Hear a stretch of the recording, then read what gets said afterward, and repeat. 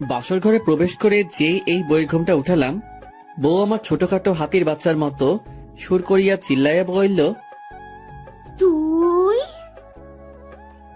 আচমকা নতুন বইয়ের মুখে এমন শুনে আমি হতভম্ব হয়ে গেলাম। তারপর একটু এক্সট্রা নজর লইয়া যেই বইয়ের দিকে তাকাইলাম, হায়রে, এই মহিলারে তো আমি চিনি। নতুন বউ হিসেবে একটু এক্সট্রা কইরা আটা ময়দা সুজি মাখার কারণেই আমার বিশেষজ্ঞ দুইখান চোখ তাহাকে চিনিতে ব্যর্থ হইয়াছে। উড়ি মারে, এই মহিলা তো আগে আমার জীবন টানা টানা কইরা ছাড়ছে, এখন আবার আমার বিয়ে কইরা নিছে আমার সারা জীবন তেনা তেনা করার লাইগা। কথাটা ভাইবাই দুঃখের ঠেলায় অক্করে কাইন্দা লাইছি।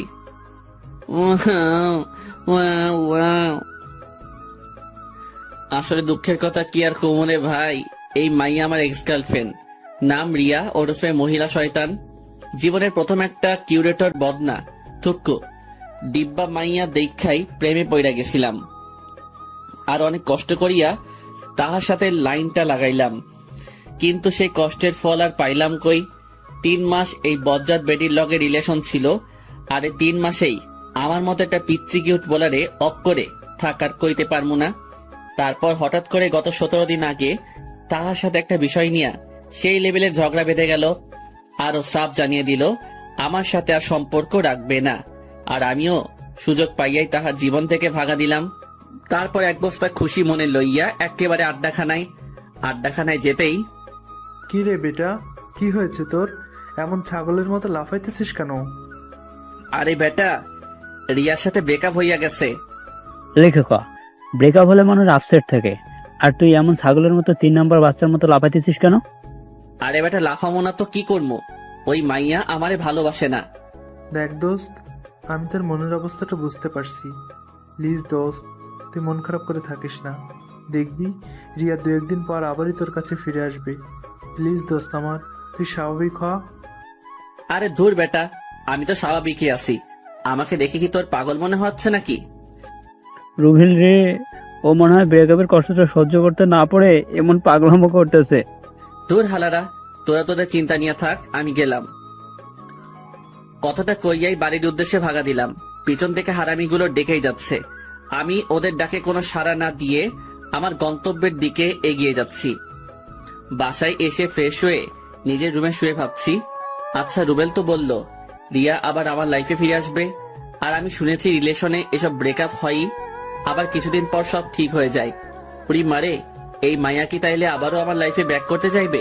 খাইছে রে, যেই বজ্জাত মাইয়া আইডা আমাকে ব্ল্যাকমেল করে হলেও আমার লাইফে আবার ব্যাক করবেই। না, আমাকে একটা ব্যবস্থা করতেই হবে যেন ও আর আমার লাইফে ব্যাক করতে না পারে। আহ, বুদ্ধি পাইয়া গেছি, বিয়া করে এলামও, কিন্তু আমি তো এখনো অনেক চুডু। আম্মু আমার বিয়া করাইব তো, নাকি ঠ্যাঙ্গা লইয়া দৌড়ানি দিব? আর বিয়া না করলেও তো রিয়া আবারও আমার লাইফে খাইছে রে। আমি আর ভাবতে পারছি না, যেভাবেই হোক আম্মুকে রাজি করাতেই হবে। এখানে আমার জীবন মরণের প্রশ্ন। আর 7-5 কিছু না ভেবেই ফট কইরা আম্মুর রুমে গিয়ে একেবারে নিষ্পাপ বাচ্চাদের কণ্ঠে সুর তুলিয়া আমার আম্মাজানকে ডাক মারিলাম, আম্মু। আমার দিকে না তাকিয়েই জবাব দিলেন, কি ব্যাপার ছোট মিয়া, এত রস লাগাইয়া ডাক দিতেছো? মতলবটা কি? টাকা লাগবে? আরে আম্মু, তুমি তো দেখি আমাকে ভালোই বাসো না। আমি আসছি কোথায় তোমার কষ্টটা একটু কমিয়ে দিতে, আর তুমি কি না। ও মাইয়া, মাইয়া গো, আমার বাজান আসছে আমার কষ্ট কমিয়ে দিতে। আমার আব্বাজানরা কত ভাবে আমার কথাটা বলেন। ছোট মিয়া কি বলতে চান? একেবারে আম্মুর কাছে গিয়ে বসে উনার পা টিপতে টিপতে, আচ্ছা আম্মু, ভাইয়া তো বিয়ে করে ভাবিকে নিয়ে চিটাগাঙ্গে থাকে, আর আব্বু সারাদিন ব্যবসা বাণিজ্য নিয়ে ব্যস্ত। তুমি সারাদিন একা একা বাসায় থাকো, তোমার কি কষ্ট হয় না বলো? আর তোমার বয়স হয়েছে, আর এই বয়সেও তুমি একা একা রান্না বান্না করো, তোমার তো একজন সঙ্গী প্রয়োজন। তো তোর কথা কি তোর ভাইয়া চাকরি রেখে বউ নিয়ে এই কিশোরগঞ্জে এসে বসে থাকবে? আম্মু তুমিও না, ভাইয়া কেন আসতে যাবে? আজব, আমি যে বড় হয়েছি সেটা কারোর চোখেই পড়ে না। মানে? আমার কথা চিন্তা করলেও তো বাসায় আরেকজন মানুষ আনা যায়। এই, তোর মাথাটা ঠিক আছে তো? মাত্র অনার্স 2য় বর্ষে পড়ুয়া ছেলে নাকি? ছি ছি ছি, তোর মতো ফাজিলের হাড্ডির লগে কোন বেটা তার মাইয়া দিব? সারাদিন ফটং ফটং কইরা বেড়াস। আম্মু থাক, আমার ভুল হইয়া গেছে, আর জীবনেও তোমাদের ভালো চাইতে আসবো না। কথাটা কইয়াই আম্মুর রুম থেকে দ্রুত গতিতে আমার রুমের উদ্দেশ্যে ভাগা দিলাম। দেখ, এত পামটাম মাইরা কোনো লাভ হইল না। রাতে বিছানায় শুয়ে ফেসবুকিং করছিলাম, এমন সময় আম্মু আমার রুমে এসে, কি ব্যাপার ছোট মিয়া, আপনি কি বিজি? না, বিজি থাকবো কেন, কিছু বলবা? আসলে আপনার আব্বুর সাথে আপনার বিয়ের ব্যাপার নিয়ে কথা বললাম। উনিও বললেন বাড়িতে একজন মানুষের প্রয়োজনই, তাই আমিও ভাবলাম আপনার প্রস্তাবটা রাখা যায়। আম্মু, আচ্ছা, তুই কি প্রেম টেম করিস না? আম্মু তুমি এটা কি বললা? হ্যাঁ, আমি কেন শুধু শুধু প্রেম করতে যাবো? আমি তোমার পছন্দের মেয়েকেই বিয়ে করব, তাই এসব নিয়ে কোনো দিন ভাবিও নাই। হয়েছে, আর ডায়লগ মারতে হবে না। আকাম্মা, একটা প্রেমও করতে পারিস নাই, আর তোর সাথে কোন মাইয়া প্রেম করতে আসবে? তোর মতো ফাজিল ব্যাডারে কোন মাইয়া পছন্দ করবে? দেখছেন নি কারবারটা, আমারে খোটা দিতেছে। এই মহিলা, তুমি আমার আম্মু না হইলে ইচ্ছা মতো এক গাঁটি কথা শোনাই দিতাম। আম্মু লাগো, তাই কিছু কইলাম না। আম্মু, এটা কিন্তু বেশি হয়ে যাচ্ছে। হয়েছে, আর ঢং করতে হবে না। আমার একটা বান্ধবীর মেয়ে আছে, শুনেছি মেয়েটা খুব লক্ষ্মী। কালকে 12টার দিকে ওখানে যাব, তুই রেডি থাকিস। আম্মু শোনো না, তুমি আব্বুকে নিয়ে দেখে আসো, পছন্দ হলে কথাবার্তা বাঁকা করে আসবা। আমি তোমার পছন্দের মেয়েকেই বিয়ে করব, আমি ওকে একটাবারের জন্য দেখতেও চাইবো না। মানে কি, তুই বিয়ে করবি অথচ তুই মেয়ে দেখবি না?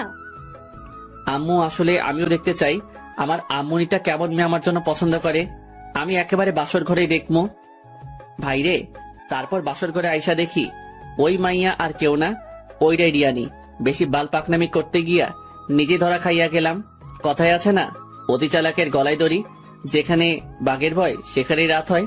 তারপর আমি রিয়াকে বললাম, ওই সেরি, তুই শেষমেশ আমার ঘাড়ে চাপলি। বইন রে, আমি তোর কি ক্ষতি করছিলাম? কিল্লাই আমার জীবনটারে তেনা তেনা করবি? আমার কাছে এসে আমার মুখের কাছে আঙুল এনে, ওই হারামজাদা, আমি তোর ঘাড়ে চাপতে যাব কেন? তুই আমাকে জেনে শুনে বিয়ে করেছিস। আমি কেন যে আম্মুর কথায় রাজি হয়ে গেলাম, একটাবার দেখলাম না কাকে বিয়ে করছি। ওই হারামজাদা, তুই তো আমাকে বিয়ের আগে দেখছিস, আর সেই জন্যই বিয়ের আগে আমার সাথে দেখা করতে চাসনি। আমার ঠেটা পড়ছে। তোর মতো বজ্জাত মহিলারে বিয়া করতে শয়তানের নানি, তুই আগে আমার জীবনটা শেষ কইরা এখন আবার আমারে বিয়া কইরা নিছস। ওই তোর সমস্যাটা কি? হ্যাঁ, আমার শান্তিতে থাকতে দিবি না? এমন সময় আমাদের দরজায় ঠক ঠক করে কেউ একজন নক করলো। কে? আমি তোমার আম্মা জান, দরজাটা খোলেন। খাইছে রে, আম্মু এই সময় কেন আসলো? আমাদের ঝগড়াঝাটি শুনে ফেললো না তো? আমি মুহূর্তের মধ্যেই এক বালতি দুশ্চিন্তা লইয়া রিয়ার দিকে তাকাতেই দেখি মাইয়া একেবারে অবুঝ বালিকার মতো ইয়া বড় একখান ঘোমটা দিয়া বসাইচা বৈশা আছে। আমি দরজা খোলা মাত্রই আম্মু রুমে ঢুকে, কি ব্যাপার, এত চেঁচামেচি করছিলি কেন? একেবারে সাধু সাইচা বললাম, আম্মু চেঁচামেচি মানে কি বলতেছে সব? ওই, এত ন্যাকা সাজা লাগবে না, বল কি করছিস? আম্মুর কাছে গিয়ে ফিসফিস করে, আম্মু নতুন বইয়ের সামনে কি সব আবল তাবল বলতেছো? বাসরাতে কেউ চেঁচামেচি করে? আম্মু, আমি নিশ্চিত তুমি আজকে প্রেশারের ওষুধ খাও নাই, বয়স হয়েছে তো তাই এমন ভুলভাল শুনতেছো। একেবারে মক্কেল সাইচ্চা। বাজান, আমি হয়তো ভুল শুনেছি। আচ্ছা, আমি যাচ্ছি। তারপর আম্মু রুম থেকে যেতেই দরজা লাগিয়ে যেই রিয়ার দিকে তাকালাম, দেখি মাইয়া একেবারে পুরো খাট দখল কইরা ঘুমের রাজ্যে আরোহণ করিতেছে। আহ, কি মায়াবী চেহারা গো! এই চেহারার দিকে তাকিয়ে নিমিষেই একটা জনম পার করে দেওয়া যায়। আমি ওর কাছে গিয়ে ডাক দিলাম, বউ, বউ গো। কি হইছে? এত রস লাগিয়ে বউ বললে চিল্লাইতেছো কেন? না মানে আমি ঘুমাবো। তো ঘুমাও। না মানে তুমি তো পুরো খাট দখল করে আছো, কই ঘুমামো? বাবুই। মুহূর্তের মধ্যেই ফট কইরা একেবারে ওর কাছে গিয়া, বলো না গো সোনা আমার। তুমি চুপচাপ এখন ফ্লোরে বিছানা করে ঘুমিয়ে যাও, কেমন? নয়তো কপালে অনেক দুঃখ আছে। একেবারে কবি কবি ভাব লইয়া, ওগো তুমি যখন ছিলে গভীর ঘুমে, তখনই তোমাকে দেখি আমি হাদারাম পড়িয়াছি প্রেমে। শোনো না, বলছিলাম যে আমরা আগের সবকিছু ভুলে গেলে হয় না? চলো না দুজন আবার নতুন করে শুরু করি এক রোমান্টিক প্রেমের ইতিহাস। ওই, তোর এসব ঢংবাজি পকেটে রাখ। একটু আগে আমাকে কি বলছিস? আমি কিচ্ছু বলি নাই। ওলে আমার লক্ষ্মীটা, ওইগুলো তো রাগ করে বলছি। আমি তোকে খুব ভালো করে চিনি। কে যেন বলছিলি আমি শয়তানের নানি, তারপর আমি তোর জীবন টানা টানা করে ফেলছি। তো এখন আমার কাছে কি? বলছিলাম কি, মানে আমাকে এইবারের মতো মাফ করে দেওয়া যায় না? ও হ্যালো, তোকে আমার হারে হারে চেনা আছে বজ্জাত বেটা। না, এখন আর সহ্য করা যাচ্ছে না। আমাকে অপমান করা হচ্ছে। না না না, আমার জন্য এখন আমি আমার পুরো পুরুষ জাতিকে নারীর কাছে ছোট করতে পারি না। ঝগড়া যখন করেছি আরো করব, তবুও আমাদের পুরুষ জাতিকে নারীর কাছে মাথা নত করতে দেব না ইনশাল্লাহ। আসলে একটা কথা কি জানিস, কুকুরের লেজ কখনো সোজা হয় না। তেমনি তোদের মতো কিছু মেয়ে আছে যাদেরকে সম্মান দিলে সেটার মূল্য বুঝে না, বরং এটাকে তোরা পুরুষ জাতির দুর্বলতা ভাবিস। দেখ, আমি এই খাটেই ঘুমাবো, তোর ইচ্ছে হলে আমার পাশে ঘুমা, নয়তো নিচেও ঘুমাতে পারেন। কথাটা বলার সাথে সাথেই রিয়া ফট কইরা বিছানা থেকে নেমে গিয়ে হাতে ফল কাটা ছুরিটা নিয়ে আমার দিকে এগোতে লাগলো। উড়ি মারে, আমার ডর করতেছে। বাবু, তুমি ফল কাটা ছুরি নিয়ে এদিকে আসতেছো কেন? ছুরিটা আমার গলার কাছে এনে নাম, বিছানা থেকে নাম। আমিও সাথে সাথে ব্যাককেলের মতো বিছানা থেকে নেমে গেলাম। না, আমি তোমার সব কথা শুনবো, তুমি যা বলবো আমি তাই করব। আমি জীবনেও খাটে ঘুমাবো না, আমারে ছাইরা দাও। Wow, wow, wow. আমার গলার কাছ থেকে ছুরিটা সরিয়ে মনে থাকে জানো, মাইন্ড ইট। তারপর রিয়া ছুরিটা ওর বালিশের কাছে রেখে নিশ্চিন্তে শুয়ে পড়লো। আর আমিও সুযোগ বুঝছা ঠাস কইরা ছুরিটা আমার হাতে লইয়া একেবারে বাংলা সিনেমার ডিপ জলের মতো হু হু কইরা এক গাঁটটি হাইসা কইলাম, তোরে আজকে খাইছি। সাথে সাথে রিয়া আর কোনো কথা কইয়াই একেবারে হোসাইন বোল্টের গতিতে খেইচ্ছা দর। লে খোকা মাইয়া তো দরজা খুইলা বাইরে চইলা গেছে। ঠোঁটের উপর হাতের আঙ্গুল দিয়া মুখখানা চাইপা ধইরা একখান হাসি দিলাম, যেন মুখে মশা ঢুইক্কা না যায়। মাইয়া আমারে ডরাইছে। ঠিক তখনই আমার ডান কান একটু ব্যথা অনুভব করাই যেই কানে হাত দিলাম দেখি আম্মুর হাত। আম্মু ছাড়ো, লাগছে তো। এক বস্তা রাগ মাথায় লইয়া, তুই মানুষ হবি না? আম্মু তুমি এটা কি বললা? তাইলে আমি কি ভিনদেশি এলিয়েন নাকি? ওরে খোদা, পৃথিবীতে এত মানুষ থাকতে এই আইটেমটাকে আমার কাছে পাঠাতে হলো। ওই, তুই বৌমাকে মেনে নিচ্ছিস না কেন? প্রবলেমটা কি তোর? এক ডিব্বা রহস্য মাথায় লইয়া, মেনে নিচ্ছি না মানে? তোমার বৌমাই তো আমাকে মেনে নিচ্ছে না। আম্মু, আপনি ওনার কথা বিলিভ করেন না। আমাকে একটু আগে ছুরি দেখিয়ে বলেছে আমাকে নাকি উনি মেরে ফেলবে যদি আমি জোরপূর্বক স্ত্রীর অধিকার চাই। আম্মু দেখেন, ওনার হাতে এখনো ছুরিটা আছে। সাত, তুই এক্ষুনি এই রুম থেকে যা। যাবো মানে? কই যাবো আমি? আমাকে রুম থেকে ধাক্কা দিয়ে বের করে দিয়েই দরজা লাগিয়ে দিয়ে, তোর যেখানে খুশি যা। যা শালা, এখন কি করবো? তারপর বাধ্য হয়ে আব্বুর রুমে গেলাম। আমাকে দেখা মাত্রই, তা বাপধন, এই বাসাটা তো কি আকাম করছেন আপনি যে সোজা আমার কাছেই ট্রান্সফার হতে হলো? আব্বু, আমারে আম্মু জোর কইরা বাসা থেকে তাড়াই দিছে। তুই প্লিজ আম্মুর একটু বুঝাইয়া বলো। আব্বাজান, আমি বলি কি, তুমি চুপচাপ এখন আমার পাশে শুয়ে পড়ো, সকালে যা করার করব। মানে কি? আজকে আমার বাসর রাত। দেখো বাপধন, দেশের ক্ষমতা এখন শেখ হাসিনার হাতে। আমরা পুরুষ একটু নির্যাতিত হবই, মেনে নে বাপধন, মেনে নে। শেষমেশ কোনো উপায় না পাইয়া আম্মু যখন মোর বউ লইয়া আমারে আব্বুর লগে থুইয়া মনে সুখে ঘুমাই যায়, ফাইটটা যায়, বুকটা ফাইটটা যায়, এই গানটা গাইতে গাইতে ঘুমাইয়া গেলাম। পরের দিন সকালে ঘুম ভাঙলো কয়েকটা সারে চেঁচামেচিতে। চোখ খুলতেই দেখি এইগুলা কোনো জীবন্ত সার নয়, আমার পরাণের হারামি বন্ধু ওরফে ভন্ডুগুলা। কি ব্যাপার, এই সাত সকালে তোরা আমার বাসায় কোন দুঃখে? পরের দিন সকালে ঘুম ভাঙলো কয়েকটা সারে চেঁচামেচিতে। চোখ খুলতেই দেখি এইগুলা কোনো জীবন্ত সার নয়, আমার পরাণের হারামি বন্ধু ওরফে ভন্ডুগুলা। কি ব্যাপার, এই সাত সকালে তোরা আমার বাসায় কোন দুঃখে? তোরে কালাইতে আসছি। কেন, আমি কি তোর বইনে লইয়া ভাগা দিছি নাকি? হারামজাদায় একা একা বিয়ে করে নিলে আমাদের একটা বড় জানানোর প্রয়োজন মনে করলি না? ভাইরে, হঠাৎ করে হয়ে গিয়েছে। বিলিভ কর দোস্ত, আমি নিজেই জানতাম না যে তখন আমার বিয়ে। শোন ভাই, তোর এসব ঢপবাজিতে আমাদেরকে গলাতে পারবি না। দে, এখন আমাদের ট্রিটটা দে। লে খোকা, ট্রিট এটা আবার কি?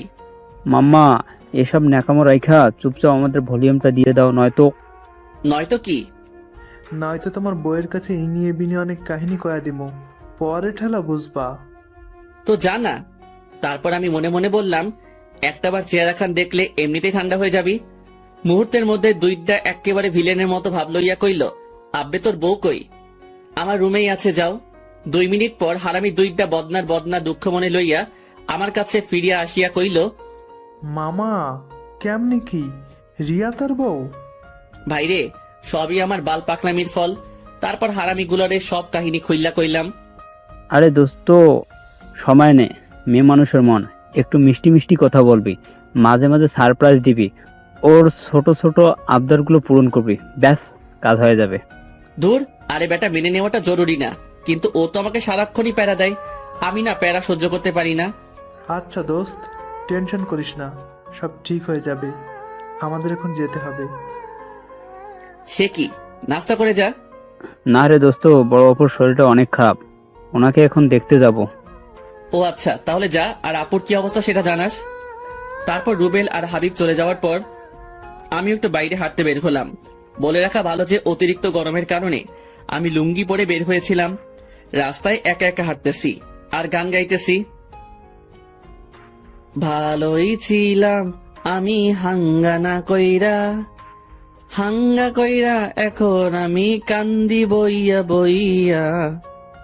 এমন সময় পাশে এক ভ্যান চালক ডাক দিয়ে বলল, বাবা, আমার ভ্যানটা ধাক্কা দিয়ে উঠাইয়া দিবা। তাকিয়ে দেখি ভ্যানের একটা চাকা ভাঙ্গায় পড়ে আটকে গেছে। লোকটা মোটামুটি বৃদ্ধ, তাই একা তার পক্ষে এই ভ্যানটা উঠানোর সামর্থ্য নেই। আমিও একটু মানবতা দেখিয়ে ধাক্কা দিয়ে উঠিয়ে দিলাম। তারপর একটু এদিক ওদিক ঘোরাঘুরি করে যেই বাসায় পৌঁছালাম, দেখে আম্মুর ঠ্যাঙ্গা লইয়া আমার দিকে এগিয়ে আসছে। আমিও ফট কইরা আব্বুর পিছনে লুকাইয়া গিয়া আম্মুরে কইলাম, আম্মু, আবার কি হইছে? এই, তোর কি কোনো কমন সেন্স নাই? লেখোকা, আমি আবার কি করলাম? তারপর আম্মু মোবাইলের স্ক্রিনের ইশারা করে বলল, এসব কি? আমি যেই মোবাইলের স্ক্রিনে তাকালাম, দেখে আমার লুঙ্গি পরা একটা ছবি। খাইছে রে, এটা তো একটু আগে কেউ তুলছে। একটু আগে ওই ভ্যান গাড়িটা যখন ধাক্কা দিচ্ছিলাম তখন তুলে নিয়েছে। আর ছবিতে ক্যাপশন দিয়েছে, বিয়ের রাত পার না হতেই ভ্যান চালকের খাতায় নাম লিখালেন এক যুবক। কেমনটা লাগে? এই কামটা কেডা করলো? এই হারামজাদা, আমি কি তোকে কোনোদিন কোনো কিছুর অভাব দিয়েছি? তুই কি জন্য ভ্যান গাড়ি চালাতে গেলি? উফ, তুই আমার মান সম্মান কিছু রাখলি না। আব্বু, বিশ্বাস করো, আমি ভ্যান গাড়ি চালাই নাই। তারপর সকালের ঘটনা পুরোটা খুলে বললাম। সবই বুঝলাম, কিন্তু এই কাজটা করলো কে? আমিও তো ওইটাই ভাবছি। আব্বু, এটা আপনার ছেলেরই কাজ। যেন এই নিউজ দেখে আমার ফ্যামিলি অপমানিত হয়, সেই জন্য এই কাজ করছে। ওরে খোদা, আমি কই যাবো? নিজের সম্মান কোন বলতে ধুলাই মিশাইতে চাই? আমি এত কিছু বুঝি না, তোকে কতবার মানা করছি লুঙ্গি পইরা বাহিরে বের না হতে। এখন এই নিউজ যে ভুল, এটা সবার কাছে প্রমাণ কর, নয়তো এই বাসার জায়গা নেই, ভ্যান চালায় খাবি। আচ্ছা। তারপর রুবেলকে কল দিলাম। কি রে বেটা, ভ্যান চালায় কত ইনকাম করলি? দেখ ভাই, আমি একদমই ফানি মোডে নাই, প্লিজ তুই তাড়াতাড়ি আড্ডাখানায় আয়। আচ্ছা, আসতেছি। আর হাবিবকেও নিয়ে আসবি। তারপর সোজা আড্ডাখানায় গিয়ে 3 হারামি এক হইলাম। আচ্ছা, মূল কাহিনীটা একটু বলতো। তারপর আমি ওদেরকে সব কাহিনী খুলে বললাম। সবে বুঝলাম, কিন্তু এই কাজটা কি করেছে সেটা আগে আমাদের জানতে হবে। আর আইডিটা তো ফেক, হ্যাক করা ছাড়া কোনো উপায় নেই। প্লিজ ভাই, যেইভাবেই হোক আমাকে বাঁচা। আচ্ছা, আমি আমার ফ্রেন্ডকে আইডি লিঙ্কটা দিচ্ছি। ও অনেক ভালো হ্যাকার। আশা করি আইডিটা হ্যাক করতে পারলেই সব সমস্যার সমাধান করা যাবে। তারপর রুবেল তার ফ্রেন্ডকে আমাদের সমস্যা খুলে বলে। তারপর আইডি লিঙ্কটা ওকে দিয়ে দিল। প্রায় 2 ঘন্টা পর রুবেলের ফ্রেন্ড জানালো আইডিটা হ্যাক করতে সক্ষম হয়েছে। তারপর রুবেলের কাছে আইডির ইমেল অ্যাড্রেস আর পাসওয়ার্ড পাঠালো। আমরা আইডিটাতে লগ ইন করে যা দেখলাম, তার দেখার জন্য আমরা কেউই প্রস্তুত ছিলাম না। এ কি, এই আইডিটা তো কামরুলের। কামরুল হচ্ছে রুবেলের চাচাতো ভাই। কি, কামরুল্লাহ এই কাম করছে? হালারে আইজা কুইটা লাগাম। আচ্ছা দোস্ত, আগে মাথা ঠান্ডা কর, মোবাইলারে সার্চ করতেছি। রুবেল, কামরুল্লারে কল দে। দেখ দোস্ত, ও তো আমার ভাই। এখানে আমি থাকলে প্রবলেম হবে। আমি যাই। রুবেল ঠিক বলেছে। তাছাড়া রুবেল আমাদের সাথে থাকলে ওকে আমরা কিছুই করতে পারবো না। আমি এত কিছু বুঝি না, তুই কামরুল্লারে এখনই এখানে হাজির কর। তারপর কামরুল্লারে কল দিয়ে আমাদের আড্ডাখানায় হাজির কইরা ক্লাবের দরজা লাগিয়ে ইচ্ছে মতো কেলানোর পর, ওই তোরা দুইটা আমাকে এইভাবে মারতেছিস কেন? আমি কি করেছি? তা মামা তুমি আমার লুঙ্গি পরা পিক তুইল্লা এত সুন্দর একটা ক্যাপশন দিয়া ফেবুতে পোস্ট করলা কেন? এই পোস্ট আমি করি নাই। ওই হালা, তোর আইডির পাসওয়ার্ড কিন্তু আমাদের কাছে আছে, আর এই আইডি যে তোর তার অনেক প্রমাণও রয়েছে। কিন্তু আইডির পাসওয়ার্ড কেমনে পাইলি? পেয়েছি কোনো একভাবে। এখন বল তুই এই আকাম কার কথাই করছিস? ভালো করছি। মনে আছে আমার জরিনার সাথে রিলেশনটা কিভাবে ভাঙছিলি? 7 মাস সাধনা করে ওর সাথে সম্পর্কটা করেছিলাম। তারপর সকিনের সাথে রিলেশনে গেলাম। 3 মাস আগে ওই রিলেশনটা কিভাবে ভাঙছিলি মনে আছে? গত 3 মাস আগে বাজারের দিকে যাচ্ছিলাম, তখনই খেয়াল করলাম কামরুল্লাহ চকিনার সাথে বৈশা মনের সুখে প্রেম চালাইয়া যাইতেছে। আমি কামরুলকে জিজ্ঞেস করলাম, মামা কি অবস্থা? হালাই তার গার্লফ্রেন্ডের সামনে এমন ভাব লইল যেন আমাকেও চেনেই না। তারপর কামরুলের গার্লফ্রেন্ড সকিনা কামরুলকে জিজ্ঞাসা করলো, বাবু এই হ্যান্ডুটা কে গো? আর সাথে সাথেই কামরুল্লাহ কইল, আরে এলাকার পোলা, মাঝে মাঝে হেল্প করি, তাই যেখানে আমাকে দেখে একটু সম্মান করে আর কি। আমি মনে মনে কইলাম, দেখছনি কারবারটা, হালাই ওর গার্লফ্রেন্ডের সামনে আমরা ছোট করছে, দাঁড়া তোরে বাসটা দিতেছি। তারপর যেই ভাবা সেই কাজ, কামরুল্লাহ রে ওর গার্লফ্রেন্ডের সামনে কিছু ভাষণ শুনাইয়া দিলাম। কিরে কামরুল্লাহ, তোর মধ্যে কি একটু মনুষ্যত্ব নাই? কয়েক মাস আগে জরিনার লাইফটা শেষ করলি, মায়াটা এখন ওপারে যাবে। তারপর গেলি মর্জিনার লাইফে, এখন মর্জিনারে নদীর পাড়ে দাঁড় করিয়ে রেখে এখানে আরেক মাইয়ার লগে টাঙ্কি মারস। আর কয়টা মাইয়ার জীবন এভাবে নষ্ট করবি? মর্জিনা নদীর পাড়ে দাঁড়িয়ে আছে, আমি আসার সময় তোর কথা জিজ্ঞেস করছিল, ভালো হ। কথাগুলো এক নিমিষে কইয়াই প্যান্টের পকেটে হাত ঢুকাইয়া থুক্কু। তখন লুঙ্গি পরা ছিলাম, লুঙ্গির এক কোনা কাঁধের উপর তুইলা এক বালতি খুশি মনে লইয়া একেবারে তামিল সিনেমার নায়কদের মতো স্টাইল কইরা ওই স্থান থেকে ভাগা দিলাম। আর ততক্ষণে কামরুল আর সকিনার প্রেম কাহিনী ইতিহাসের স্মৃতির পাতায় স্থান করিয়া লইল। দেখ ভাই, ওই ঘটনার জন্য আমি সত্যি লজ্জিত, কিন্তু হালা তুই আমারে সবার কাছে এইভাবে ছোট করতে পারলি? তুই তো আমার ল্যাংটা কালায় দোস্ত ছিলি, তুই একটা মাইয়ার জন্য আমার উপর প্রতিশোধ নিতে পারলি? আসলে আমি এই কাজটার প্রতিশোধ নেওয়ার জন্য করি নাই। আসলে তোর বউ রিয়ার কথায় আমি এই কাজটা করেছি। রিয়ার কথায় তুই সাদকে এইভাবে ছোট করতে পারলি? ওই হারামজাদা, রিয়া তোরে কত টাকা দিয়েছে? আজব, টাকার জন্য কেউ এসব করে নাকি? রিয়া বলছে এই কাজটা করতে পারলে ফুলটুসির সাথে আমার লাইনটা করিয়ে দেবে, তাই করেছি। কামরুল্লার মুখে এই কথাটা শোনা মাত্রই আর এক মুহূর্ত দেরি না কইরা আমি আর হাবিব আবারও আধা ঘন্টা এই হালারে কেলাইলাম। তারপর ওর গুলটুমার্কা চেহারাটার কয়েকটা ছবি তুইলা ওর এই আইডিতেই, যে আইডিতে আমার লুঙ্গি বলা ছবিটা পোস্ট করেছিল, ওর ছবিগুলো পোস্ট কইরা ক্যাপশন দিলাম, সাদ ভাইয়ার নামে মিথ্যা গুজব ছড়ানোর পর আমার বর্তমান অবস্থা। তারপর কয়েক বস্তা রাগ মাথায় লইয়া বাসার উদ্দেশ্যে রওনা হলাম। না, রিয়াকে আজকে একটা শিক্ষা দিয়েই ছাড়বো, হারামজাদি বহুত বাইরে গেছে। তারপর বাসায় প্রবেশ করে যেই আমার রুমে ঢুকলাম, রিয়ারে দেখা তো ভাই আমি অফ করে কাইত হইয়া গেছি। ভাইরে, আমার পছন্দের কালার ব্ল্যাক কালারের শাড়ি পরছে, তার উপর আবার হাতে লাল চুড়ি, খোলা চুল, গায়ে নুপুর।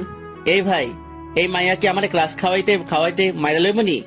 রিয়াকে দেখা মাত্রই আমার বস্তার বস্তা রাগ মুহূর্তের মধ্যেই রকেটবিহীন মঙ্গল গ্রহে ভাঙা দিল। তারপর গান গাওয়া শুরু করলাম, আখ খেতে ছাগল বন্দি, জলে বন্দি মাছ, নারীর প্রেমে পুরুষ বন্দি, ঘোড়ায় 12 মাস। ও কি গো আমার মন ভালা না। এই কুখ্যাত গানটা গাইতে গাইতে একেবারে ছাদে চলে আসলাম। ছাদে বসে গল্প লিখছিলাম, এমন সময় রিয়া এসে বলল, কি মিস্টার, খাবেন না? আচ্ছা ভাই, তুই চাষটা কি বলতো? মানে কি, আবারও ঝগড়া করবা? ভাই তোর প্রবলেমটা কি? তুই কামরুল্লারে দিয়া আমার এমন ব্যাড পিক ফেসবুকে তো পাবলিশ করলি কেন? আপলোড করছি, ভালো করছি, আরো করমু। তুই কি যেন বলছিলি? আমি তোর জীবন তেনা তেনা কইরা দিছি। এখন বুঝবি কত ধানে কত চাল, প্যারা যে কি সেটা টের পাবি। সবে মাত্র তো শুরু।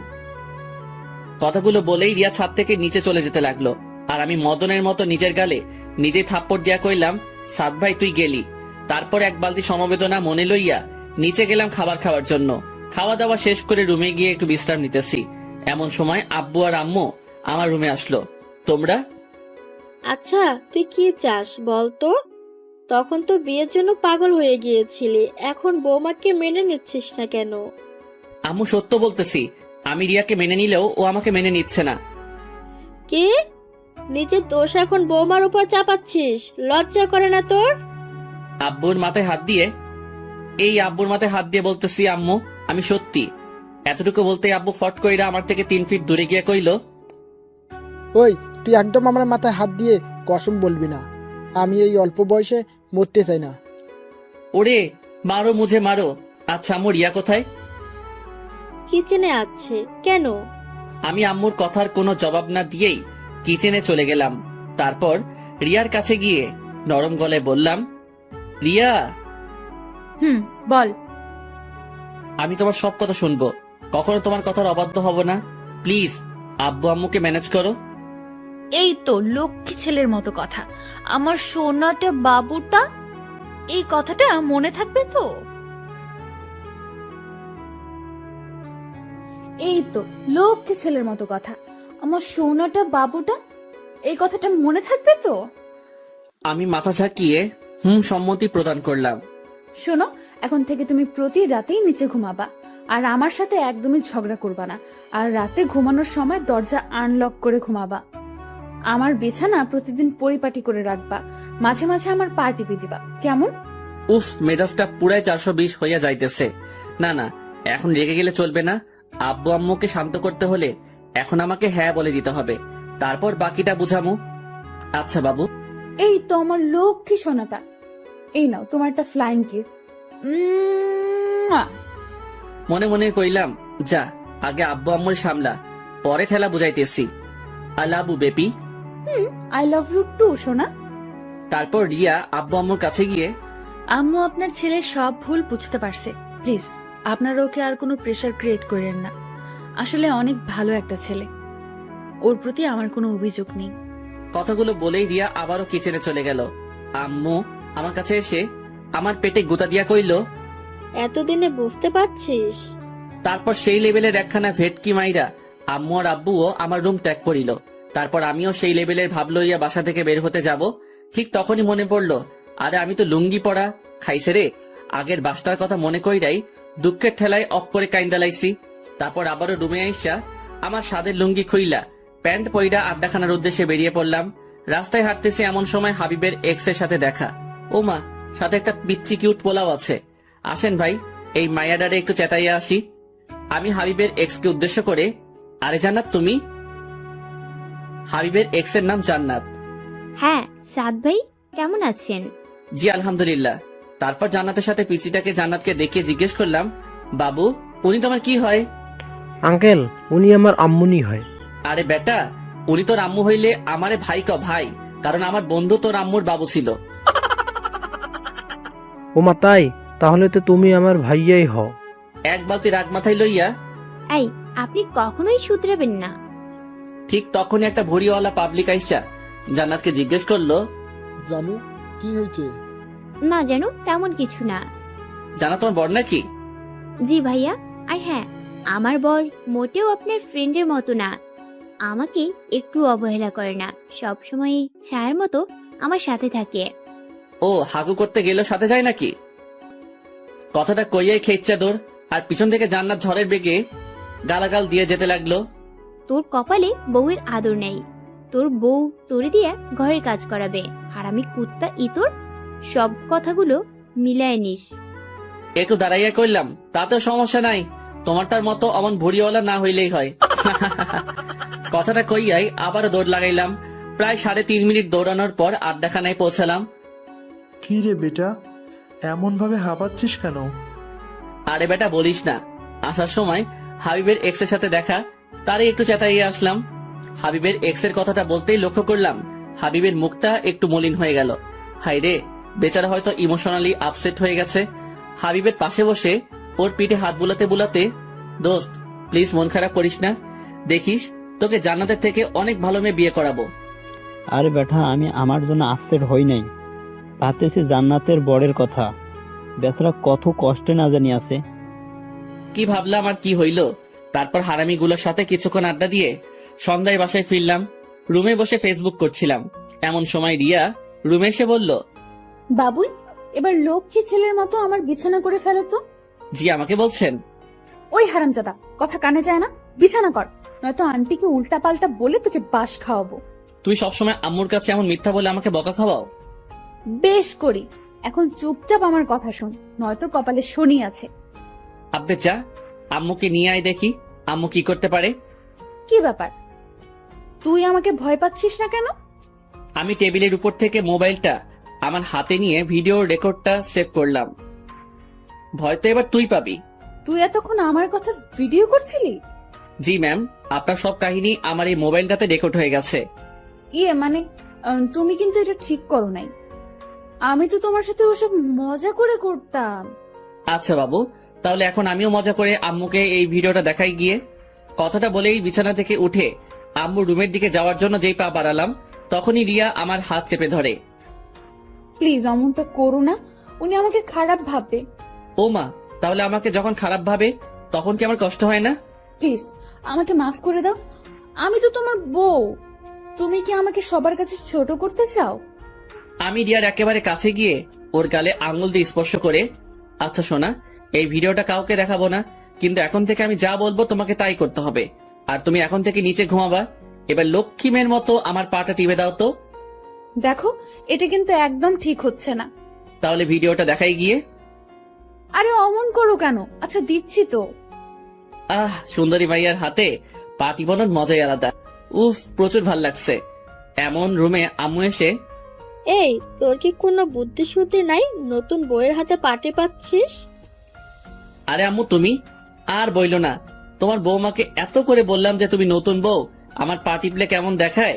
বেচারির একটাই কথা, আপনি আমার বর, আপনার খেদমত করা আমার দায়িত্ব, তাই জোর করেই এখন আমার পা টিপে দিচ্ছে।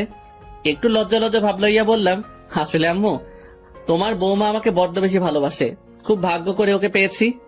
কথাগুলো বলার সময় লক্ষ্য করলাম রিয়া রাগের ঠেলায় দাঁতে দাঁত কামড়াচ্ছে। দেখতে হবে না মেয়েটা কার? আচ্ছা তাহলে এখন খেতে আসো।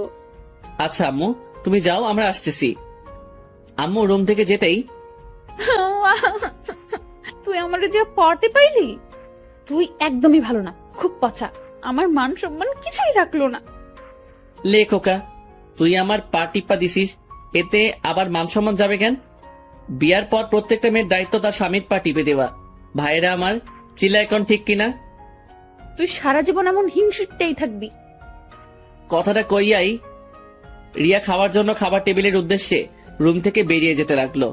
চেতিস না বই, আমি হাসা কথাই কইছি। এই যে পাঠকগণ, আপনারা একটু বইয়া জিরাইয়া লন, আমি খাইয়া আইতাছি। আর হ্যাঁ, আজকে খাওয়ার জন্য আপনাদের সাধবো না, অন্য একদিন খাওয়া মনে। এই কথাটা আমি মনে মনে কইতাছি, আপনারা শুনেন না কেমন? বাল খাওয়ামু আপনাগরে। এত পাবলিক খাওয়াইলে আমার আব্বাজানের পকেট ফাঁকা হইয়া যাইব। তারপর খাওয়া দাওয়া শেষ কইরা রুমে আসতেই রিয়ারে কইলাম, বাবু, আমার বিছানাটা করে দাও তো। রিয়া এক বাটি রাগ লইয়া যেই আমার দিকে তাকাইলো, তখন আমিও মোবাইলটা নাড়াচাড়া কইরা তাকে দেখানো মাত্রই এক বদনা সমবেদনা আর এক বালতি রাগ মাথায় লইয়া বিছানাটা কোনোভাবে করেই সে নিচে বিছানা করে শুয়ে পড়ল। তারপর আমিও খুশিতে গদগদ করতে করতে কখন যে ঘুমিয়ে পড়লাম নিজে জানি না। রাত প্রায় 2টা, অকারণেই ঘুমটা ভেঙে গেল। হঠাৎ করেই কেন যেন রিয়ার দিকে আমার চোখটা আটকে গেল। মনের মধ্যে অজানা এক শিহরণে ভেতরটা কেমন যেন কেঁপে উঠল। চারিদিকে শুনশান নীরবতা। সত্যি কথা বলতে আমাদের এই রাতটা আমাদের ব্রহ্মাকেও অন্যরকম রূপ ধারণ করে দেয়। একদিন বিখ্যাত কবিদের মুখে শুনেছি, ঘুমন্ত অবস্থায় মেয়েদের নাকি অনেকটা অস্পর্শীর মতো লাগে, কিন্তু ঘুমন্ত অবস্থায় একটা মেয়ের চেহারায় যে এতটা মায়া যুক্ত হয়, সেটা হয়তো আমরা নিজ চোখে না দেখলে বিশ্বাসই করতে পারবো না। ব্রহ্মাণ্ডের সকল মায়া যেন তার চেহারায় বিধাতা ঢেলে দিয়েছেন। হুট করে লক্ষ্য করলাম রিয়া একটু অতিরিক্ত ঠান্ডার কারণে গুটিসুটি বেড়ে শুয়ে আছে। তারপর বিছানা থেকে চাদরটা নিয়ে ওর গায়ের উপর দিয়ে ওর কপালটা একটা চুমু এঁকে দিলাম। সকালে নাস্তার টেবিলে বসে নাস্তা করেছি, এমন সময় আম্মু বলে উঠলো, সাদ, আজকে তো 3 দিন পূর্ণ হলো, তাই আজকে তোকে রিয়াকে নিয়ে রিয়াদের বাসায় যেতে হবে। আমাকে যেতে হবে কেন? তুমি গেলে সমস্যাটা কি? আমার এমন বোকাশোকা উত্তর শুনে রিয়া হুট করে হু হু করে হেসে উঠল। আহা কি হাসি! এই হাসির প্রেমে পড়েই আমি নির্দ্বিধায় পরলোক গমন করতে পারবো। আম্মু আমার এমন উত্তর শুনে আম্মু হাসবে না কাঁদবে বুঝে উঠতে পারছে না। তুই কি আমার সাথে মজা করছিস? আরে গাধা, বিয়ের 3 দিনের মাথায় স্বামী স্ত্রী দুজনকেই স্ত্রী বাসায় যেতে হয়। আমিও তো তোর আম্মুকে নিয়ে গিয়েছিলাম। তোর নানা নানি কি যত্নটাই না করেছিল। আম্মু আমি একা যেতে পারবো না, আমার ডর করে। তাহলে আমার লক্ষ্মী, বিয়ে করার আগে তো ভয় লাগে নাই? রেডি হয়ে নে, কিছুক্ষণ পরেই রওনা হবি। ভাইরে, আমার আম্মুরে ক্যাডাই বুঝাইবো? আমি এখন অনেক ছোট, একলা একলা কেমনে যাবো? দুঃখের ঠেলায় অক্ষরে রানু মণ্ডলের সেই কুখ্যাত গানটা আ আ কইরা মনের মধ্যে বাইজে উঠতেছে। বহু নেকামি কাহিনী এবং ঠেলাঠেলির পরও কোনো উপায় না দেখা বাধ্য হয়েই শ্বশুর বাড়ির উদ্দেশ্যে রিয়াকে নিয়ে রওনা হলাম। রাস্তায় গাড়ির মধ্যে রিয়ার দিকে তাকাইতেই মনের মধ্যে কাউয়ার মতো কাকা কইরা উঠলো, আহারে আমার না জানি কি হাল করে ওর বাসায় নিয়া। এই যে পাঠক ভাইয়েরা, আমার জন্য একটু দোয়া কইরেন। বুঝতেই পারছেন প্রথম শ্বশুর বাড়িতে যাইতেছি। প্রায় 35 মিনিট পর জার্নি করার পর আমি আমার শ্বশুর বাড়িতে পৌঁছালাম। আহা, শ্বশুর বাড়িতে প্রবেশ করা মাত্রই মনটা একেবারে ফুরফুরা হইয়া গেল। আরে ভাও, কত যে আটাবতী, ময়দাবতী আর রূপবতী তরুণী ঝাঁক এইখানে বিরাজ করিতেছে। উফ, আমি নাকি আমার শ্বশুর বাড়িতে আসতে গিয়ে এত ভয় পাচ্ছিলাম। কত বড় হাদারাম আমি! মনটাই কইতেছে মাহফুজুর রহমানের গান ফুল ভলিউম দিয়া শুই না, তার প্রতিশোধ নেই। কিন্তু ভাই, নিজের উপর প্রতিশোধ নিতেও কেমন যেন মায়া আছে। তাই আর কিছু না কইরাই আমাদের জন্য পরিপাটি করে রাখা রুমটাতে প্রবেশ করলাম। কিছুক্ষণ বিশ্রাম নেওয়ার পরই এক গাঁটটি মহিলা থুক্কু যুবতী মাইয়া আইসা আমার চারিপাশে ঘ্যান ঘ্যান করিতে লাগিল। মাইয়াগুলো এক একটা কিউরেটর ডিব্বা। দেখলেই পরানটা জুড়াই যায়। এই ঝাঁক থেকে অনায়াসে 2-4টা গার্লফ্রেন্ড বাইসা লয়ন যাইব, কিন্তু আমি তো বিয়া করে লাইছি, তাই গার্লফ্রেন্ড লওয়া হইল না। তারপর শালিকাগুলোর সাথে কিছুক্ষণ আড্ডা দিয়া দুপুরে খাবার খাইয়া সেই আমার বিখ্যাত কাপড় লুঙ্গি পইরা একটু এক্সট্রা কইরা জামাই জামাই ভাব লইয়া শালিকাদের সাথে ঘুরতে বের হলাম। তারপর বেশ কিছুক্ষণ ঘুইরা টুইরা আবারও রিয়ানির কাছে ফিরে আসলাম।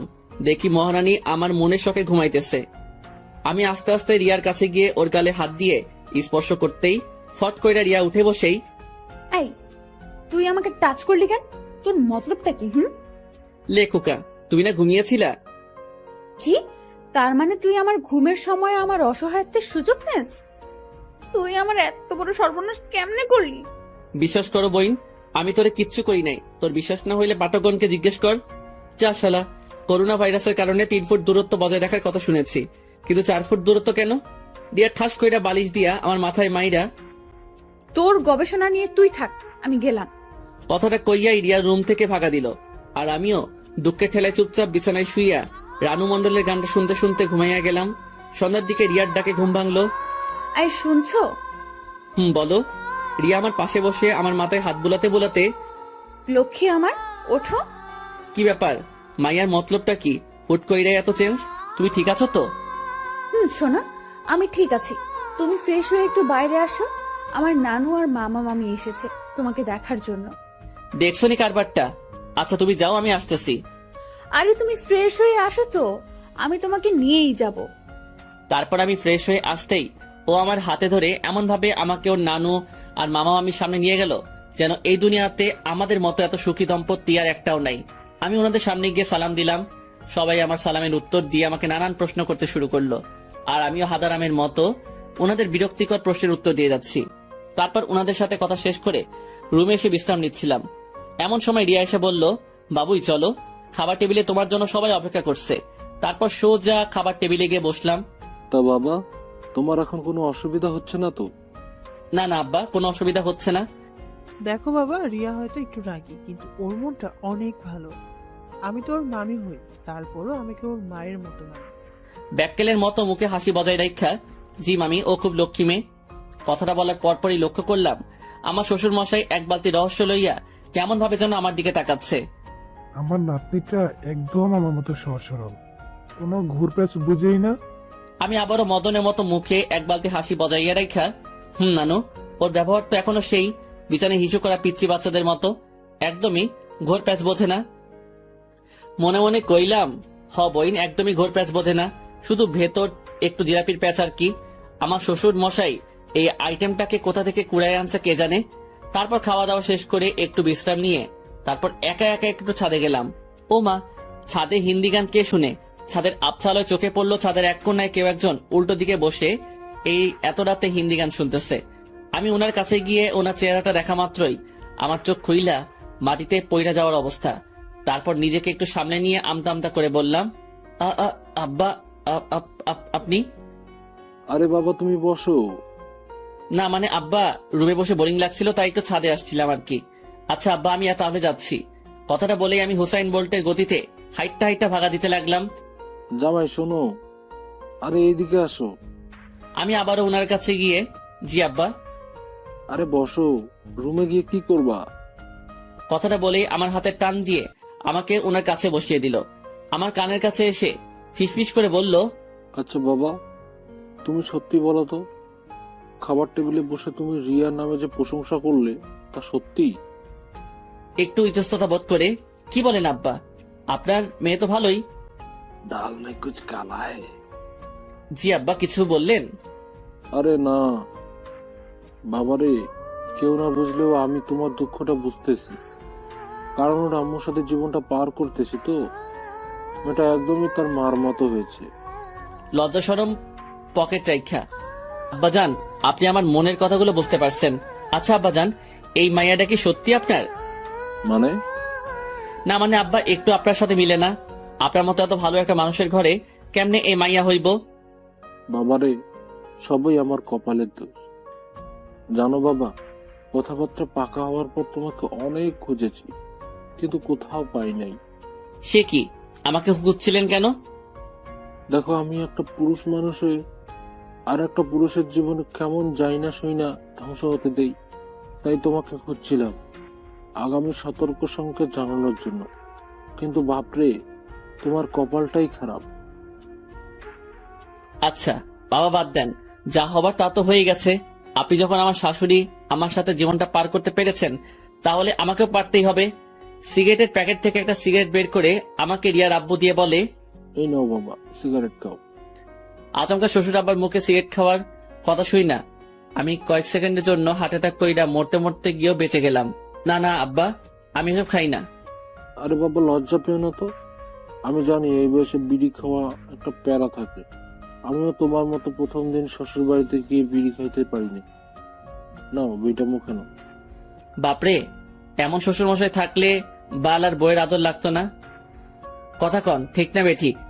আমি মুখে বিড়ি নিতে শ্বশুর মশাই লাইটার নিয়ে আমার বিড়িতে আগুন জ্বালিয়ে দিল। তারপর আমার পরনে শ্বশুর মশাই নিজেও একটা বিড়ি ধরাইয়া ঘুম টানতে লাগলো। আহা, শ্বশুর আর জামাই বৈশা একলগে বিড়ি খাওয়ার মজাই আলাদা।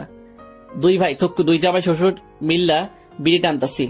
এমন সময় হঠাৎ করে দেখি আমার শাশুড়ি আম্মা, রিয়ার নানু, রিয়ার মামি আর রিয়া আমাদের সামনে এসে হাজির। এসব কি? উড়ি মারে, বেশি বাল পাকনামি করতে গিয়া ধরা খাইয়া গেলাম। এখন কি করবো? দুই ভাই থুক্কু, দুই জামাই শ্বশুর মিল্লা বিড়ি টানতাছি। এমন সময় হঠাৎ করে দেখি আমার শাশুড়ি আম্মা, রিয়ার নানু, রিয়ার মামি আর রিয়া আমাদের সামনে আইসা হাজির। এসব কি? উড়ি মারে, বেশি বাল পাকনামি করতে গিয়া ধরা খাইয়া গেলাম। এখন কি করবো?